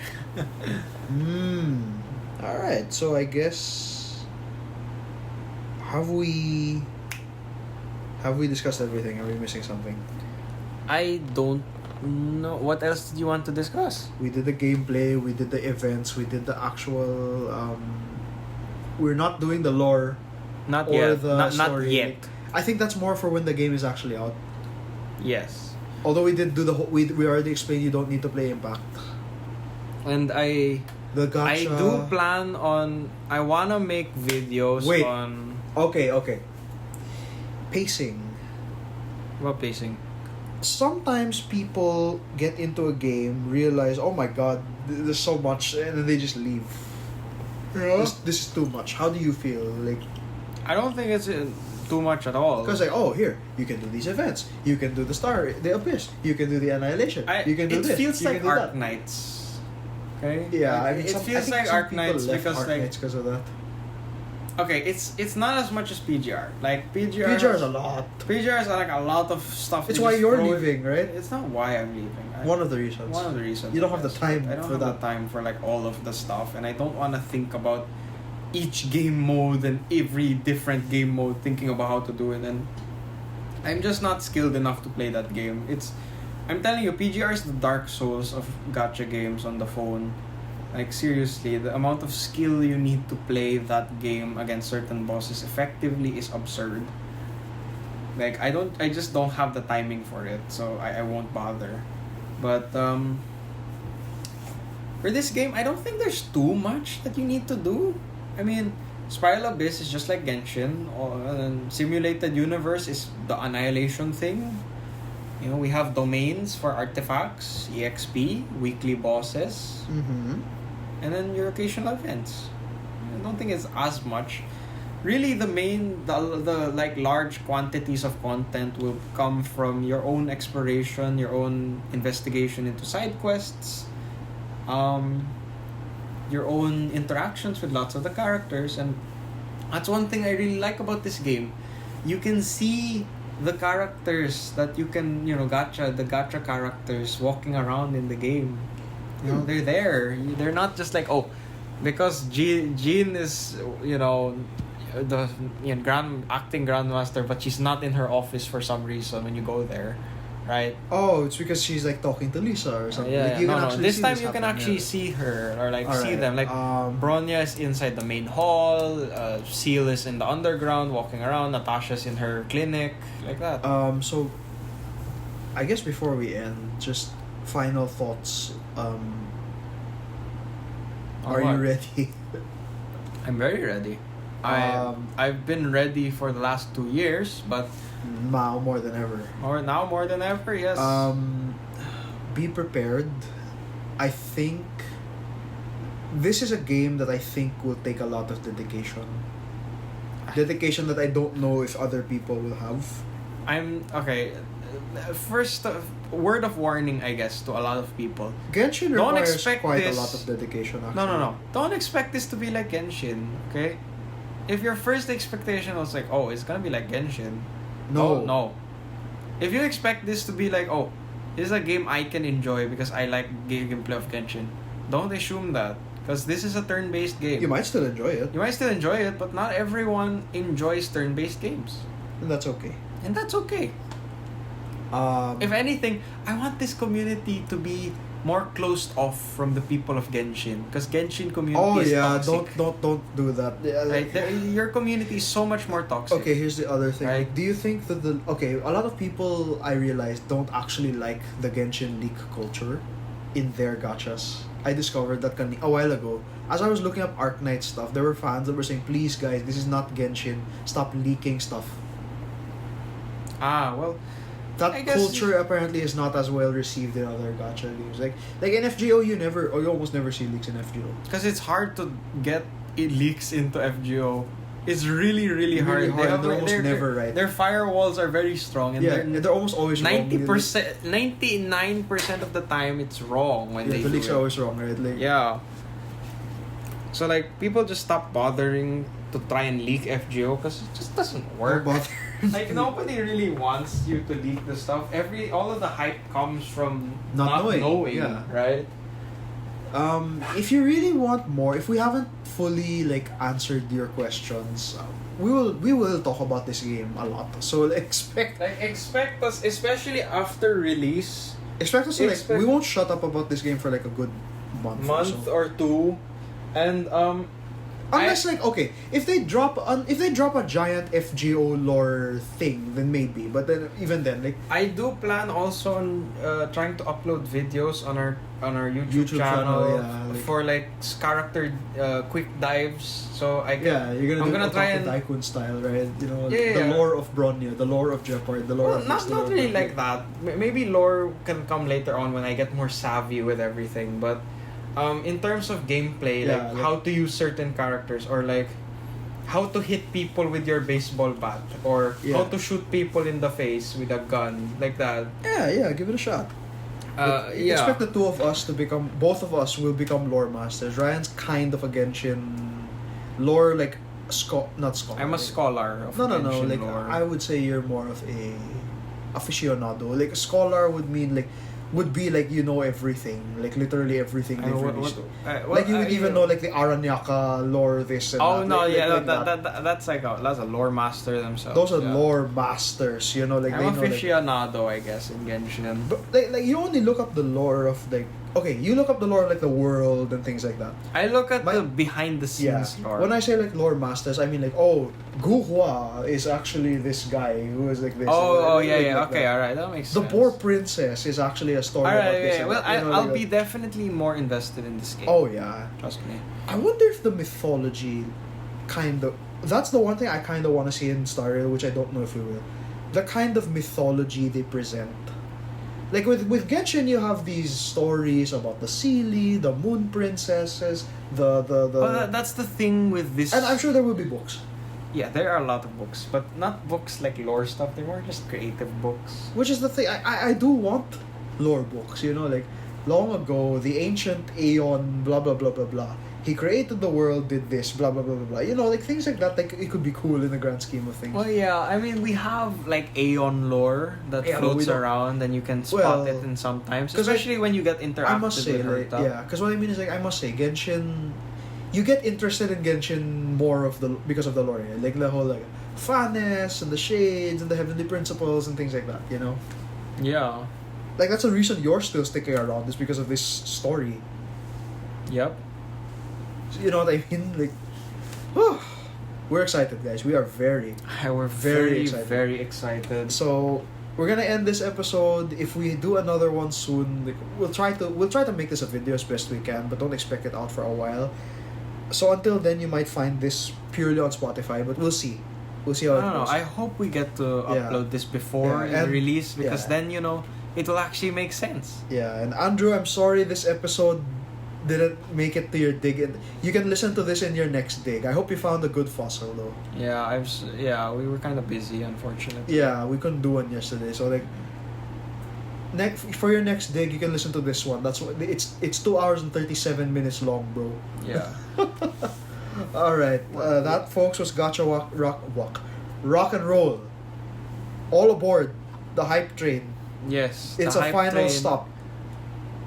On Wednesday. 9:30. Yeah, we gotta go. I have Ruby clips to watch, so see you.